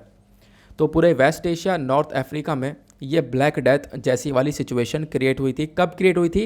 1346 से लेकर 1353 के बीच में। ये डेट ज़रूर ध्यान रखना, क्योंकि अभी इस डेट का एक इम्पॉर्टेंट रोल है। तो बोला गया ब्लैक डेथ अभी भी इतिहास का सबसे बड़ा पेंडेमिक है, इससे बड़ा पेंडेमिक नहीं आया। ब्लैक डेथ अपने आप में एक सबसे बड़ी दिक्कत थी जिसने लाखों लोगों की जान ली है। यहाँ पे बोला गया ब्लैक डेथ के पीछे का कारण क्या है, तो उसके पीछे का कारण है एक बैक्टीरिया। उस बैक्टीरिया का नाम है येरसिनिया पेस्टिस। तो येरसिनिया पेस्टिस की वजह से ही ये बीमारी फैली थी और ये ब्लैक डेथ वाली सिचुएशन क्रिएट हुई थी।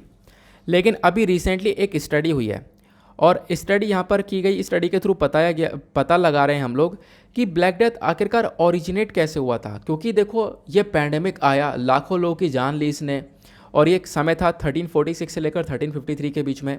लेकिन अभी तक नहीं पता ये बैक्टीरिया बना कैसे, ब्लैक डेथ ओरिजिनेट कैसे हुआ, अभी तक इसको लेकर इन्फॉर्मेशन नहीं थी।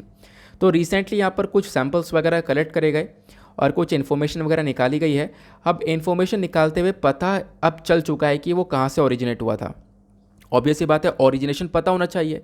तो रिसर्च यहाँ पर यह बोलती है कि ये जो बैक्टीरिया था येरसिनिया पेस्टिस वाला, वाई पेस्टिस वाला, ये बैक्टीरिया ओरिजिनेट हुआ था जो करेंट टाइम पर किर्गिस्तान है ना, सेंट्रल एशियन कंट्री के अंदर जो किर्गिस्तान आपको देखने को मिलता है, जो करेंट टाइम पर स्थित है। इंडिया के ऊपर जाओगे तो तजिकिस्तान है, उससे ऊपर आपको किर्गिस्तान देखने को मिलेगा। तो करेंट टाइम पर जो किर्गिस्तान है, यहीं पर सबसे पहली बार ब्लैक डेथ ओरिजिनेट हुआ था। ये एक नई रिसर्च पता चली है, ठीक है। इससे पहले हमें नहीं पता था ब्लैक डेथ कहाँ से ओरिजिनेट हुआ, अब हमें पता चल चुका है। अब यह ओरिजिनेशन कब हुआ था, मैंने आपको क्या बताया कि ब्लैक डेथ वाली सिचुएशन 1346 से लेकर 53 के बीच की थी। लेकिन ये पूरा का पूरा बैक्टीरिया ओरिजिनेट हुआ था इससे 6-7 साल पहले, लगभग 1338 से 1339 के बीच में। ये यहाँ पर बताया जा रहा है, ये एक नई रिसर्च, एक नई फाइंडिंग करी गई है। तो where did the death pandemic originate, इसको लेकर क्वेश्चन उठाया गया। ये यहाँ पर ओरिजिनेट हुआ था किर्गिस्तान के अंदर, जैसा मैंने आप लोगों को बताया सिंपल से शब्दों में। बाकी ब्लैक डेथ के बारे में और कुछ डेटा देता हूँ। जैसे कि मैंने आपको बताया ये प्लेग है ना, ये एक प्लेग बीमारी जो है ये बैक्टीरिया येरसिनिया पेस्टिस की वजह से हुई थी, खासकर चूहों के अंदर, और चूहों के ऊपर भी जो छोटे छोटे कीड़े देखने को मिलते हैं उनकी वजह से ये बीमारियाँ फैलती हैं।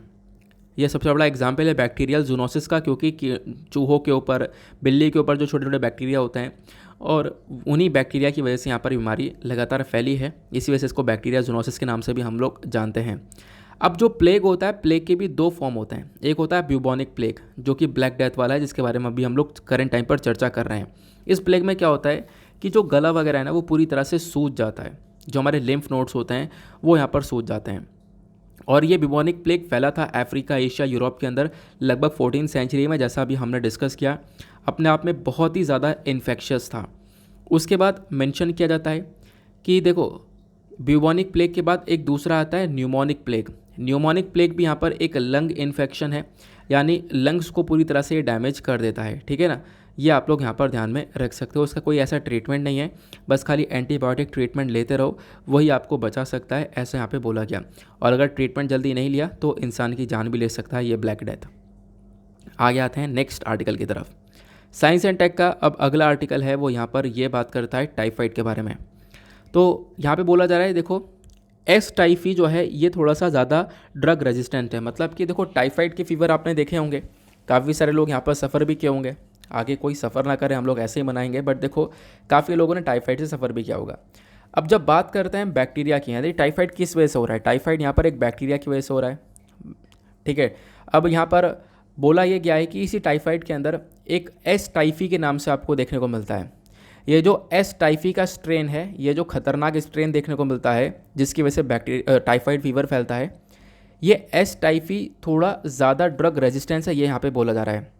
ड्रग रेजिस्टेंस का मतलब यह है कि दवाई का असर इस पे नहीं करता। आपने एंटीबायोटिक रेजिस्टेंस के बारे में पढ़ा होगा, है ना, कि मतलब एंटीबायोटिक्स अगर बॉडी के अंदर डाली जा रही हैं तो उसका कोई असर नहीं हो रहा, कोई भी यहाँ पर बैक्टीरिया वगैरह मर नहीं रहा है।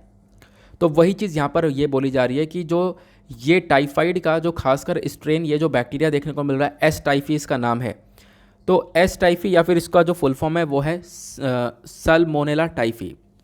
तो ये बेसिकली बोला जा रहा है कि ये कहीं ना कहीं एंटीबायोटिक रेजिस्टेंट है। एंटीबायोटिक रेजिस्टेंट का मतलब आप कितनी भी दवाइयाँ यहाँ पर खा लो, ये कहीं नहीं मरने वाला, और ये दवाइयों खा खा के और ज़्यादा स्ट्रॉन्ग होने वाला है। तो ये बेसिकली एंटीबायोटिक रेजिस्टेंस कहलाता है। रिसर्चर्स ने ये बोला कि देखो ये जो टाइफाइड फीवर है ये दुनिया भर के अंदर एक पब्लिक हेल्थ कंसर्न बना हुआ है। लगभग 11 मिलियन इन्फेक्शंस यहाँ पर आपको टाइफाइड फीवर के देखने को मिल जाते हैं। हर साल लाख से ज़्यादा यहाँ पर डेथ होती है, ऐसा यहाँ पे बोला जा रहा है। और ये जो एस टाइफी स्ट्रेन निकल कर आया है ये अपने आप में काफ़ी ख़तरनाक बताया जा रहा है, क्योंकि दवाई का असर नहीं पड़ेगा तो ऑब्वियस सी बात है ये अपने आप में काफ़ी सारी प्रॉब्लम्स भी क्रिएट करेगा। जो एस टाइफी के स्ट्रेन है कोई नए स्ट्रेन नहीं है, ये पहले ही काफ़ी हद तक मतलब आप कह सकते हो अलग अलग देशों में फैल चुके हैं। लगभग 1990 से लगभग 197 टाइम्स ये फैल चुका है। यहाँ पे हम लोग देख पा रहे हैं जो स्ट्रेन है ये ज़्यादातर साउथ एशिया, उसके बाद south east Asia, southern Africa, उसके बाद यूके, यूएस, कनाडा के अंदर भी देखने को मिले हैं। तो ये बातें यहाँ पर ऑथर के थ्रू बताई गई। टाइफाइड के अंदर भी एक ऐसा स्ट्रेन है जो कि एक तरीके से आप कह सकते हो वो ड्रग रेजिस्टेंस है जिस पर दवाइयाँ वर्क नहीं करती हैं। आई होप आप लोगों को यहाँ पे भी क्लैरिटी मिल चुकी है। तो ये साइंस एंड टेक का पेज हमारा समाप्त हुआ। उसके बाद में फ्रीक्वेंट आस्क्ड क्वेश्चंस के ऊपर आएंगे। यहाँ पे मैं आपके साथ में ज़्यादा डिटेल से कुछ चर्चा नहीं करूँगा क्योंकि ये बेसिकली रिपीटेड आर्टिकल्स होते हैं। कल मैंने आप लोगों को डिस्कस किया था आप लोग के साथ में असम के अंदर क्यों बाढ़ आती है, उसको लेकर एक आर्टिकल ये है। कल मैंने आपके साथ में डिस्कस किया था महाराष्ट्र के अंदर पॉलिटिकल क्राइसिस जो चल रहे हैं, ठीक है, उसके बारे में चर्चा की जा रही है, एंटी डिफेक्शन लॉ के बारे में। तो ये आप लोग देख पाओगे, ये 2 आर्टिकल हैं और पूरे पेज पर इन आर्टिकल को कवर किया गया, उसी के बारे में इन्फॉर्मेशन दी गई है। एग्जाम्पल के तौर पर चलो इसको समझ लेते हैं। मैंने आपको कल भी बताया था और प्लस परसों के करंट अफेयर के वीडियो के अंदर भी मैंने आप लोगों को बताया था। महाराष्ट्र के अंदर क्या हो रहा है, महाराष्ट्र के अंदर पूरी तरह से एक बवाल मचा हुआ है। बवाल क्या मचा हुआ है, महाराष्ट्र के अंदर जो करंट टाइम पर सरकार है वो बेसिकली 3 पॉलिटिकल पार्टी के संगठन में मिलकर बनी हुई है। और वो 3 पॉलिटिकल पार्टीज़ कौन कौन सी हैं? इंडियन नेशनल कांग्रेस है, एनसीपी है और शिवसेना है। ये तीनों ने मिलकर यहाँ पे महाराष्ट्र की सरकार को बना रखा है। तो ऑब्वियस सी बात है, देखो महाराष्ट्र के अंदर टोटल आपको 288 विधायकों की सीट देखने को मिलेगी और जो भी यहाँ पर मेजोरिटी के अंदर आएगा वही यहाँ पर सरकार बनाएगा। जैसे बीजेपी के जो विधायक है महाराष्ट्र के अंदर वो 106 हैं, लेकिन बाकी सारी पार्टीज़ के जो विधायक आप लोग को देखने को मिलते हैं जैसे कि इंडियन नेशनल कांग्रेस के विधायक हो गए कुछ, उसके बाद एनसीपी के विधायक हो गए, तो ये 50-55 कुछ इस प्रकार से आपको यहाँ पर ये सारे विधायक देखने को मिल जाते हैं। तो बोला ये जा रहा है कि भाई इन तीनों ने मिलकर साथ में, यानी जो बाकी तीनों पॉलिटिकल पार्टीज़ थी, इन्होंने साथ मिलकर सरकार को बना लिया। अब सरकार को बना लिया लेकिन यहाँ पर काफ़ी सारी कंसर्न, काफ़ी सारी प्रॉब्लम्स क्रिएट हो रही हैं। किस चीज़ को लेकर? शिवसेना को लेकर। जैसे कि अगर मैं आप बताऊँ, जो तीनों पॉलिटिकल पार्टी हैं तो कांग्रेस के पास में 44 विधायक हैं, उसके बाद में एनसीपी के पास में 53 विधायक हैं और शिवसेना के पास में 55 विधायक आपको देखने को मिल जाते हैं। महाराष्ट्र के अंदर आपको लेजिस्लेटिव असेंबली और लेजिस्लेटिव काउंसिल दोनों ही देखने को मिलता है।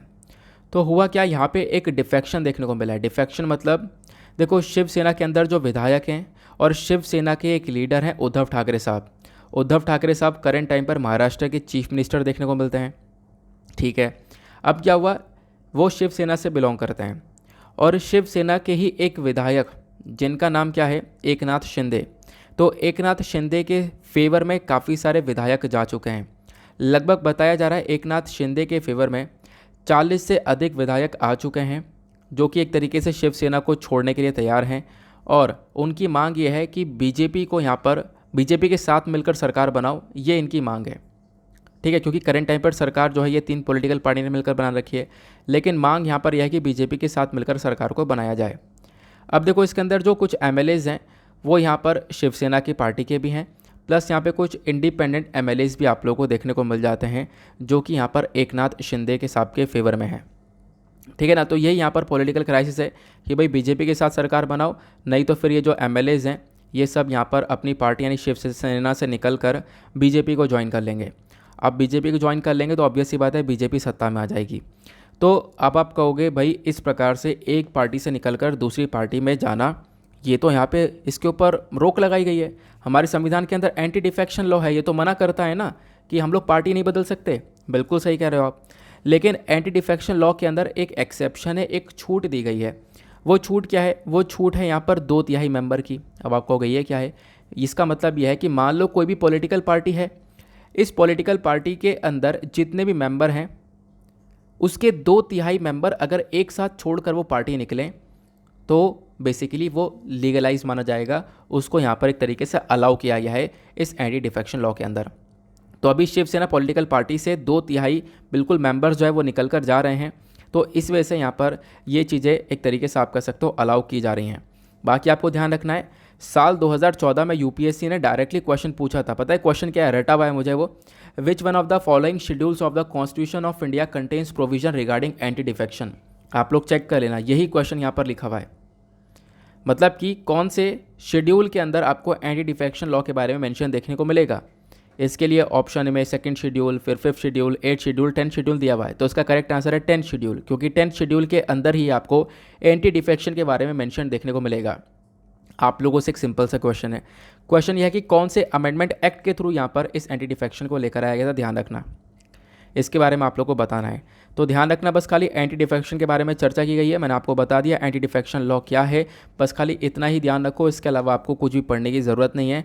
आने वाले टाइम पर जो भी चर्चा होती रहेगी मैं आप लोग को बताता रहूँगा, ठीक है ना। डिफेक्शन मतलब एक जगह से बदलकर दूसरी पार्टी को यहाँ पर ज्वाइन कर लेना, इसके ऊपर रोक लगाई जाती है एंटी डिफेक्शन कानून के थ्रू, बट ये अलाउ करता है अगर एक पॉलिटिकल पार्टी के 2/3 मेंबर छोड़कर एक साथ निकलते हैं तो, ठीक है। अब उसके बाद आते हैं नेक्स्ट पर्टिकुलर आर्टिकल की तरफ। ये जो आर्टिकल है ये बात करता है असम के फ्लड्स के बारे में। तो असम के अंदर जो फ्लड्स वाली सिचुएशन है उसके बारे में चर्चा की जा रही है, एक एक करके डिस्कस करेंगे। बोला जा रहा है असम के अंदर हर साल यहाँ पर बाढ़ क्यों आती है, क्योंकि अभी हमने देखा असम में बहुत भारी भरकम बाढ़ आई जिसकी वजह से काफ़ी सारे लोगों को परेशानी हुई, काफ़ी सारे लोगों की जान भी गई। तो ऐसा क्यों होता है इसको हम लोग देखने वाले हैं। देखो अभी फ़िलहाल क्या हो रहा है ना, बहुत ज़्यादा बारिश हुई है जिसकी वजह से हज़ारों लोगों को डिस्प्लेस कर दिया गया है, एक जगह से हटाकर दूसरी जगह पर पहुंचाया गया है। फसलें वगैरह बर्बाद हो चुकी हैं, प्रॉपर्टीज़ जो हैं बिलियंस रुपीज़ की जो है प्रॉपर्टीज़ बर्बाद हो चुकी हैं। तो ये सब कुछ है, काजीरंगा नेशनल पार्क यहाँ पे डूब चुका है असम के अंदर में। तो ये सारी चीज़ें असम में करंट टाइम पर देखने को मिल रही हैं। क्वेश्चन ये है कि असम बेसिकली हर साल यहाँ पर ये फ्लड वाली सिचुएशन फेस करता है। असम यहाँ पर एक मोस्ट फ्लड प्रोन स्टेट है। फ्लड प्रोन स्टेट का मतलब यहाँ पर यह है कि बाढ़ का खतरा असम के अंदर हमेशा बना रहता है। और इसी चक्कर में 1988 में, 1998 में, 2004 के अंदर सबसे खतरनाक बाढ़ आई है असम में। 2004 वाली तो बहुत ही खतरनाक थी। 2004 वाली फ्लड की वजह से लगभग 12.4 मिलियन लोग अफेक्ट हुए थे और मतलब 250 से ज़्यादा लोगों की जान गई थी। मतलब आप इमेजिन कर सकते हो कि कितने सारे लोगों को लगातार परेशानी हुई थी असम के इस फ्लड की वजह से। वही सिचुएशन करेंट टाइम पर देखने को मिल रही है। और असम सरकार के अकॉर्डिंग बताया ये जाता है कि जो पूरा का पूरा असम है इसका 40% एरिया फ्लड प्रोन है, यानी कि यहाँ पे हमेशा बाढ़ का खतरा बना रहता है, 40% एरिया। अब आप कहोगे ऐसा कैसे, मतलब कोई रीज़न वगैरह तो होगा, बिल्कुल रीज़न है। सबसे पहली बात, यहाँ पे जो रीज़न है वो अलग अलग प्रकार के, नेचुरल भी है प्लस मैन मेड भी है। मतलब मानव की भी कुछ हरकतें हैं जिसकी वजह से बाढ़ आती है, प्लस प्राकृतिक तौर पर भी कुछ ऐसे कारण देखने को मिल जाएंगे जिसकी वजह से बाढ़ असम के अंदर हर साल हम देखते हैं। जैसे कि यहाँ पे इसकी नेचुरल टोपोग्राफी यानी इसकी ज्योग्राफी कुछ इस प्रकार से है कि असम में बारिश बहुत ज़्यादा होती है, प्लस यहाँ पे जब आप लोग देखोगे तो बहुत ज़्यादा नदियाँ असम के अंदर देखने को मिलती हैं। ब्रह्मपुत्रा, बाराक रिवर, उसके बाद 50 से ज़्यादा सहायक नदियाँ आपको असम के अंदर देखने को मिलती हैं। तो यहाँ से पानी आ रहा है। उसके बाद में असम में अरुणाचल प्रदेश यानी कि ऊपर अरुणाचल प्रदेश और फिर मेघालय, दोनों तरफ से भी यहाँ पर पानी आ रहा है। तो आप कह सकते हो यहाँ से भी और वहाँ से भी, हर जगह से पानी पानी आपको असम के अंदर देखने को मिल जाता है। बाकी ब्रह्मपुत्र जो रिवर असम में देखने को मिलती है, वहाँ पे बैंक इरोजन वाली सिचुएशन देखने को मिल रही है। क्वेश्चन ये है कि बैंक इरोजन क्या है। बैंक इरोजन में क्या होता है कि देखो, अब मान लो एक नदी है, नदी में पानी बह रहा है, और अगर मान लो नदी में बीच में एक बहुत बड़ा पत्थर है, बहुत सारे पत्थर होते हैं बीच बीच में। अब पत्थर की वजह से वो जो लहर है वो टकरा कर थोड़ी कमज़ोर हो जाती है, जो फ्लो है पानी का वो कमज़ोर हो जाता है, फ्लो इतना स्ट्रॉन्गर नहीं होता। लेकिन बैंक इरोजन के अंदर क्या होता है, ये जो सेडिमेंट्स है, रॉक वगैरह है, ये सब यहाँ पर हट जाते हैं। यानी ये जब पत्थर वगैरह सब कुछ हट जाएंगे तो इससे क्या होगा, पानी का जो फ्लो है वो बहुत ज़्यादा तेज़ हो जाएगा। अब पानी का फ्लो तेज़ हो रहा है तो तेज़ होने की वजह से जो नदी है उसका साइज़ बढ़ता चले जाता है, फैलता हुआ चले जाता है। और करेंट टाइम पर ब्रह्मपुत्र नदी की जो विड्थ, जो चौड़ाई, वो लगभग 15 किलोमीटर से भी ज़्यादा फैल चुकी है इस बैंक इरोजन की वजह से, जिसकी वजह से ये वाइडेस्ट रिवर हो चुकी है पूरे भारत के अंदर में, और यही यहाँ पर एक कारण बन चुकी है असम के अंदर बाढ़ का। ठीक है ना। तो ये तो हो गए कुछ हमारे नेचुरल रीजंस। बाकी मैन मेड कॉजेज़ के बारे में अगर हम लोग चर्चा करें, यानी कुछ एक्टिविटीज़ इंसान के थ्रू भी दिखाई जा रही हैं जिसकी वजह से ये बाढ़ वाली सिचुएशन क्रिएट हो रही है। जैसे कि यहाँ पर बोला गया, सबसे पहली चीज़ अगर हम लोग देखें तो देखो नालियों की बहुत कमी है। देखो कहीं पर भी बाढ़ आ रही है तो क्या होता है, बाढ़ आई, पानी इकट्ठा हुआ और पानी वो नालियों के थ्रू निकल जाता है। अब प्रॉपर ड्रेनेज सिस्टम होगा नहीं, नालियाँ होंगी नहीं, तो ऑब्वियस ही बात है वो पानी निकल नहीं पाएगा, तो लैक ऑफ ड्रेनेज सिस्टम देखने को मिलता है। प्लस करंट टाइम पर शहर में असम के अंदर जो ग्रोथ है वो काफ़ी तेज़ी से बढ़ रही है। उसके बाद लगभग आप कह सकते हो जो पहाड़ हैं, हमारे पहाड़ों के ऊपर कटिंग चल रही है, पेड़ काटे जा रहे हैं, डिफॉरेस्टेशन वगैरह हो रहा है, हिल की कटिंग चल रही है, तो ये सब कुछ है। प्लस डैम्स वगैरह बनाए जा रहे हैं जिसकी वजह से अगेन काफ़ी बड़े बड़े डिज़ास्टर्स देखने को मिल रहे हैं। तो ये सारे मैन मेड कॉजेज़ हैं जिसकी वजह से असम के अंदर करंट टाइम पर आपको ये बाढ़ जैसी स्थिति देखने को मिल रही है। ठीक है ना। आई होप आप लोगों ने इसको भी डिटेल से समझ लिया है। उसके बाद एक आर्टिकल ये है, ये बेसिकली रो वर्सेस वेड वाले केस के बारे में चर्चा करता है। अब मैं आप लोगों से यहाँ पर एक रिक्वेस्ट यही कर सकता हूँ कि आप लोग प्लीज़ कल वाले मेरे वीडियो को देख सकते हो। कल वाले वीडियो में बिल्कुल पहला आर्टिकल ही मैंने रो वर्सेस वेड के बारे में कवर किया, 10 मिनट्स के अंदर अंदर इसको मैंने अच्छे से समझाया है। अगर आप लोग को चलो फिर भी नहीं देखना है तो आप लोग सिंपल सा यूट्यूब पर जाकर रो वर्सेस वेड बाय दीपक यादव आप डाल सकते हो। मैंने एक अलग से स्पेसिफिक वीडियो इस टॉपिक के ऊपर डाल रखा है, आप लोग प्लीज़ उसको एक बार गो थ्रू कर लो तो आपका यहाँ पर टाइम बच जाएगा। ठीक है ना। बाकी संडे में प्रोफाइल्स आते हैं, प्रोफाइल्स हमारे लिए इंपॉर्टेंट नहीं है, यानी कि कुछ पर्सनैलिटीज़ के बारे में चर्चा की जाती है। बाकी पेज नंबर 14 पर आएंगे, दैट इज़ बिजनेस सेक्शन, देखेंगे इकोनॉमी के पॉइंट ऑफ व्यू से कुछ इंपॉर्टेंट आर्टिकल्स को। इकोनॉमी के पॉइंट ऑफ व्यू से इंपॉर्टेंट आर्टिकल में पहला आर्टिकल आता है जीएसटी कंपनसेशन के बारे में। देखो जीएसटी की चर्चा आने वाले टाइम पर काफ़ी ज़्यादा होने वाली है, क्योंकि साल 2017 में 1 जुलाई को हम लोग जीएसटी लेकर आते हैं। अब जब लेकर आ रहे होते हैं तो स्टेट्स तो तैयार होते नहीं हैं कि भैया उनको नुकसान होगा, इस वजह से हम लोग यहाँ पर जीएसटी को लागू होने नहीं देंगे। लेकिन क्या होता है, राज्य सरकार, केंद्र सरकार उनको मना लेती है। केंद्र सरकार राज्य सरकार को मना लेती है कि भाई आपका जो भी नुकसान होगा हम पे करेंगे, जीएसटी कंपनसेशन हम देंगे। लगातार कंपनसेशन दिया जा रहा था, आराम से चल रहा था सबको, 2017, 18, 19 आराम से कंपनसेशन मिल रहा था, मुआवजा दिया जा रहा था। लेकिन 2020 में कोरोना की एंट्री हो जाती है और फिर 2021-22 सब यहाँ पर आप देख पाओगे कोरोना काफ़ी तेज़ी से चलता रहा। और एक कंसर्न ये देखने को मिला कि सरकार का जो भी रेवेन्यू था, जो भी कमाई थी टैक्स के थ्रू जो आ रही थी, वो सब यहाँ पर ख़त्म हो गई। मतलब बहुत ज़्यादा कम रेवेन्यू आ रहा था, इसकी वजह से सरकार जीएसटी कंपनसेशन दे नहीं पा रही थी इन राज्य सरकारों को। अब यहाँ पर जीएसटी कंपनसेशन सेस को बढ़ा दिया गया है, तो ये बोला कि 2026 तक हम लोग इस कंपनसेशन को प्रोवाइड करवा देंगे, यानी जो भी वादा किया था कि राज्य सरकारों को ये पैसा मिलेगा वो 2026 तक हम लोग उनको रीपे करने वाले हैं, वो यहाँ पर इस आर्टिकल में बताया गया। बाकी उसके बाद एक छोटा सा आर्टिकल और देखने को मिलेगा, यहाँ पे चर्चा की जा रही है कि देखो अभी क्या है ना, कॉटन को जो हम लोग इंपोर्ट करते हैं, हम लोग विदेशों से कॉटन मंगा रहे हैं। अब कॉटन को इंपोर्ट करते हैं तो इसके ऊपर देखो इंपोर्ट करने पे कुछ चार्जेस लगाए जाते हैं, लेकिन स्पेसिफिकली कोई भी प्रोडक्ट है उसके इंपोर्ट के ऊपर हम लोग चाहें तो चार्जेस लगाएं या फिर छूट भी दे सकते हैं। तो कॉटन को जो हम लोग इंपोर्ट कर रहे थे तो उसके ऊपर ड्यूटी वेवर यानी छूट दी जा रही थी। तो अब यहाँ पे सरकार का फोकस यह है कि भैया बहुत छूट दे दी, ये छूट जो है सितंबर में ख़त्म हो जाएगी और सितंबर के बाद हम लोग कोई भी छूट नहीं देने वाले। यानी कुछ भी कॉटन आ रहा है कंट्री में तो बेसिकली यहाँ पर आप लोग कह सकते हो जो भी ड्यूटी के ऊपर छूट वगैरह दी जा रही थी वो अब सितंबर के बाद से नहीं दी जाएगी, ठीक है ना। तो ये यहाँ पर बोला जा रहा है क्योंकि छूट इसलिए दी जा रही थी क्योंकि कॉटन के प्राइसेस बढ़ रहे थे, बट अभी कॉटन के प्राइसेस वापस से अपनी लाइन पर आ रहे हैं, इस वजह से हम लोग ये नहीं कर सकते।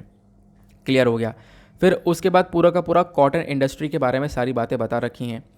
देखो सिर्फ इंपॉर्टेंट चीज़ कवर करो, बाकी यहाँ पर आप लोग स्किप करो, इसमें कुछ भी डिटेलिंग नहीं है। लेकिन कॉटन के बारे में जो बातें बताई गई हैं वो डेफिनेटली आपको पता होनी चाहिए, कुछ इंपॉर्टेंट सा डेटा है क्या, डिस्कशन करते हैं। देखो कॉटन यहाँ पर अपने आप एक इम्पॉर्टेंट फाइबर है, प्लस एक कैश क्रॉप देखने को मिलता है। इसका एक बहुत इंपॉर्टेंट रोल है हमारे इंडस्ट्री और एग्रीकल्चर इकोनॉमी के अंदर में। इंडिया कॉटन का एक सबसे बड़ा प्रोड्यूसर है दुनिया के अंदर, प्लस थर्ड लार्जेस्ट एक्सपोर्टर भी है, प्लस हम लोग दुनिया के अंदर सबसे बड़े कंज्यूमर भी हैं कॉटन के, हम लोग कंज्यूम भी करते हैं। प्लस कॉटन के मामले में भारत ने एक सबसे बेहतरीन कॉटन उगाया है, वो है जेनेटिकली मॉडिफाइड कॉटन, जिसको हम लोग बीटी कॉटन के नाम से जानते हैं। अब बीटी कॉटन क्या है, एक जेनेटिकली मॉडिफाइड, मतलब इसके जेनेटिक्स के अंदर कुछ चेंजेस किए गए जिसकी वजह से कॉटन इतना बेहतरीन हो चुका है कि इसके ऊपर कीड़ों का जो कीड़े होते हैं, कीड़ों का कोई भी अटैक नहीं हो पाता। तो बीटी कॉटन यहाँ पर आप लोगों को ये देखने को मिल जाता है। इंडिया के अंदर काफ़ी सारा बीटी कॉटन उगाया जाता है।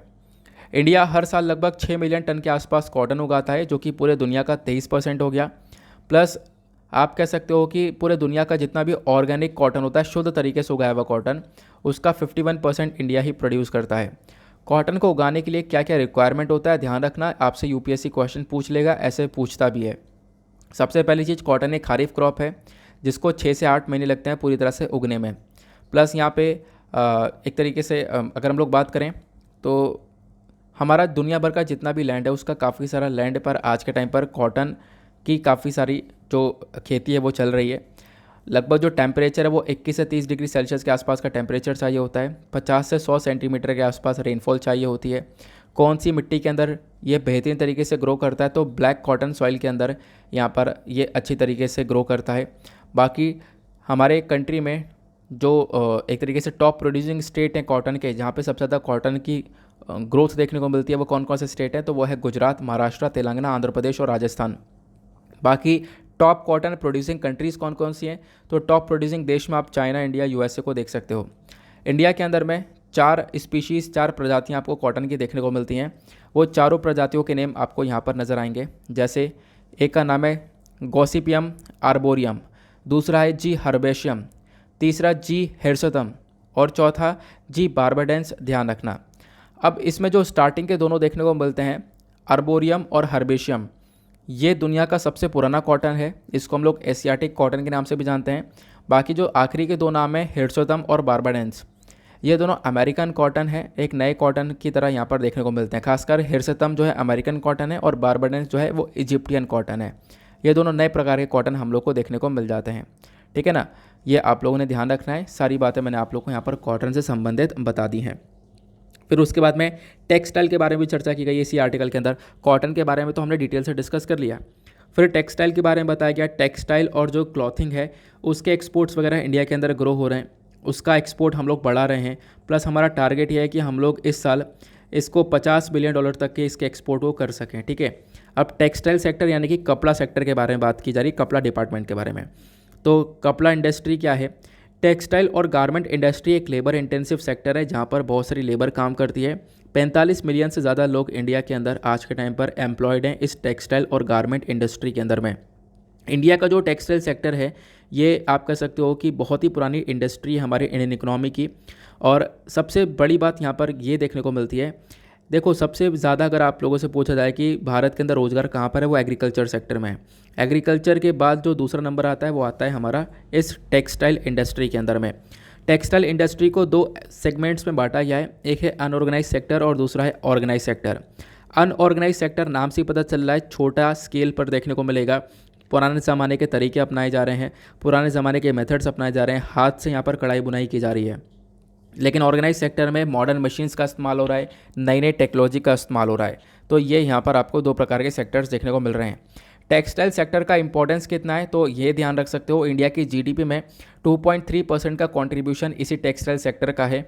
बाकी यहाँ पर इंडस्ट्रियल आउटपुट के अंदर एक्सपोर्ट्स के थ्रू यहाँ पे हम लोग काफ़ी सारा पैसा कमाते हैं, रोज़गार देते हैं, तो इन सभी मामले में टेक्सटाइल सेक्टर बहुत ज़्यादा कंट्रीब्यूशन देता है इंडिया को।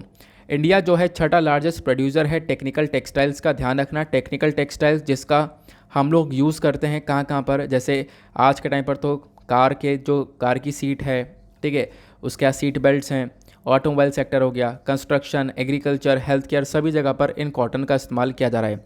इंडिया जो है सेकंड लार्जेस्ट प्रोड्यूसर भी है सिल्क का भी, ध्यान रखना, और कॉटन का प्रोड्यूसर भी है, सिल्क का प्रोड्यूसर भी है, तो ये हम लोग को देखने को मिल जाता है। तो सारी बातें ये टेक्सटाइल सेक्टर से संबंधित मैंने आप लोगों को बता दी हैं। सॉरी, टेक्सटाइल है ना, कॉटन मैंने बोल रहा हूँ।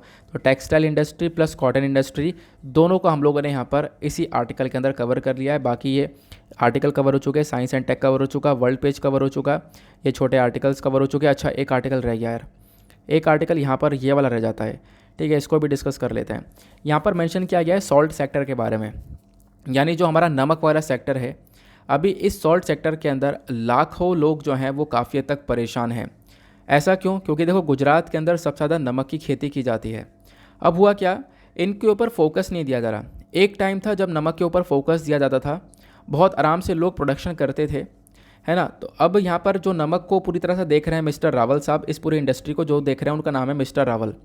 तो इनका कहना यह है कि एक टाइम पर काफ़ी अच्छे से ग्रोथ हो रही थी, लेकिन आज के टाइम पर देखो नमक के ऊपर बिल्कुल भी सरकार ध्यान नहीं दे रही है, और आने वाले टाइम पर सरकार पछता सकती है इस चीज़ को लेकर, क्योंकि यहाँ पे जो नमक वाले फार्मर्स हैं उनको कोई भी सपोर्ट नहीं मिल रहा है, मिनिमम सपोर्ट प्राइस का सपोर्ट नहीं मिल रहा है, और कोई सा भी सपोर्ट नहीं मिल रहा है, जिसकी वजह से वो प्रॉब्लम फेस कर रहे हैं। तो अभी करेंट टाइम पर गुजरात बहुत सारा नमक प्रोड्यूस करता है, और इसी की वजह से इंडिया जो है यहाँ पर एक लार्जेस्ट नमक के प्रोड्यूसर में भी आता है। तो इंडिया का जो ये लार्जेस्ट प्रोड्यूसर का, दुनिया भर का थर्ड लार्जेस्ट प्रोड्यूसर है सॉल्ट का इंडिया। तो इनका कहना यह है कि अगर भारत सरकार इसके ऊपर फोकस नहीं देगी, सरकारों को सपोर्ट, किसान भाइयों को, खासकर नमक वाले किसान वालों को सपोर्ट नहीं मिलेगा, तो इसकी वजह से जो भारत का ये टैग है ना, दुनिया का थर्ड लार्जेस्ट नमक का एक तरीके से आप कह सकते हो प्रोड्यूसर, ये टैग भी छिन जाएगा। तो ये यहाँ पे बोला जा रहा है फिर कोई उगाएगा नहीं। तो ये यहाँ पर बोला जा रहा है कि भैया इन सॉल्ट वाले जो लोग हैं, खासकर जो फार्मर्स हैं जो सॉल्ट सेक्टर में काम कर रहे हैं, उनकी मदद करो, उनको यहाँ पे कुछ आप मिनिमम सपोर्ट प्राइस वगैरह प्रोवाइड करवाओ जैसा वो कह रहे हैं, ठीक है। नहीं तो फिर यहाँ पर एक काफ़ी बड़ी प्रॉब्लम भी क्रिएट हो सकती है। बाकी सॉल्ट सेक्टर के बारे में कुछ इन्फॉर्मेशन है, जैसे आप लोग यहाँ से पढ़ सकते हो, कुछ डिटेल इन्फॉर्मेशन मैंने आपको प्रोवाइड करवा रखी है। इंडिया जो है third largest salt producing country है दुनिया भर के अंदर, मैंने आपको बता दिया। पहला चाइना है, दूसरा यूएस है। भारत ही बहुत सारा सॉल्ट को प्रोड्यूस करता है। एक टाइम पर हम लोग विदेशों से मंगाते थे नमक देश की आज़ादी से पहले, फिर बाद में हमने अपने देश के अंदर इस नमक का प्रोडक्शन चालू किया, और प्रोडक्शन जो है 1947 के बाद काफ़ी तेज़ी से बढ़ने लगा। 2011-12 में 22.18 मिलियंस का 18 मिलियन टन तक का हमने सॉल्ट का प्रोडक्शन किया था। अब जो नमक के मेन सोर्स हैं इंडिया के अंदर में, वो समुद्र से, उसके बाद झील से, रॉक सॉल्ट यानी चट्टानों से भी निकालते हैं। तो ये अलग अलग सोर्सेज आपको देखने को मिलते हैं, ठीक है ना। बाकी सबसे बड़े सेंटर्स आपको नमक के जो देखने को मिलते हैं, प्लस यहाँ पे आप कह सकते हो कहाँ कहाँ से मैरीन सॉल्ट निकाला जाता है, कहाँ कहाँ पे कौन कौन से राज्यों में सॉल्ट निकाला जाता है। जैसे कि यहाँ पर आप कह सकते हो सॉल्ट का काम होता है गुजरात के रन ऑफ कच्छ के अंदर में। उसके बाद में जो चट्टानों से नमक निकाला जाता है वो आपको हिमाचल प्रदेश में देखने को मिलेगा। तो ये सारे यहाँ पे अलग अलग सेंटर्स बताए गए हैं, अलग अलग जगह पर किस प्रकार से सॉल्ट की खेती की जाती है। आई होप आप लोगों को यहाँ पर ये भी काफ़ी अच्छे से क्लियर हो चुका है। तो ये इन्फॉर्मेशन भी आपको मिल चुकी है। अब फटाफट हम लोग अपने प्रीलिम्स के क्वेश्चन को देख लेते हैं, उसके आंसर को कवर कर लेते हैं। तो यहाँ पे यूपीएससी 2017 में जो क्वेश्चन पूछा गया था क्वालिटी काउंसिल ऑफ इंडिया को लेकर, ये 2 स्टेटमेंट दी गई हैं, बताना ये है कि कौन सा स्टेटमेंट करेक्ट है। तो इसका करेक्ट आंसर आपको सी देखने को मिलेगा, दोनों ही स्टेटमेंट करेक्ट है, क्योंकि क्वालिटी काउंसिल ऑफ इंडिया को सेटअप किया गया था भारत सरकार और इंडियन इंडस्ट्री दोनों के थ्रू मिलकर। प्लस यहाँ पे क्वालिटी काउंसिल ऑफ इंडिया के चेयरमैन को ऑब्वियस ही बात है अपॉइंट किया जाता है प्राइम मिनिस्टर के through on the recommendation of industry to the government, ठीक है ना। क्लियर हो गया। बाकी आज मेंस का क्वेश्चन नहीं रखा है क्योंकि आज संडे है, संडे में हम लोग कोई भी मेंस के क्वेश्चन का डिस्कशन नहीं करते हैं। ना इसी के साथ करते हैं हम लोग अपने लेक्चर को समाप्त। मिलते हैं आप लोगों से नेक्स्ट वीडियो में। आज के लिए bye bye, have a nice day, thank you and जय हिंद।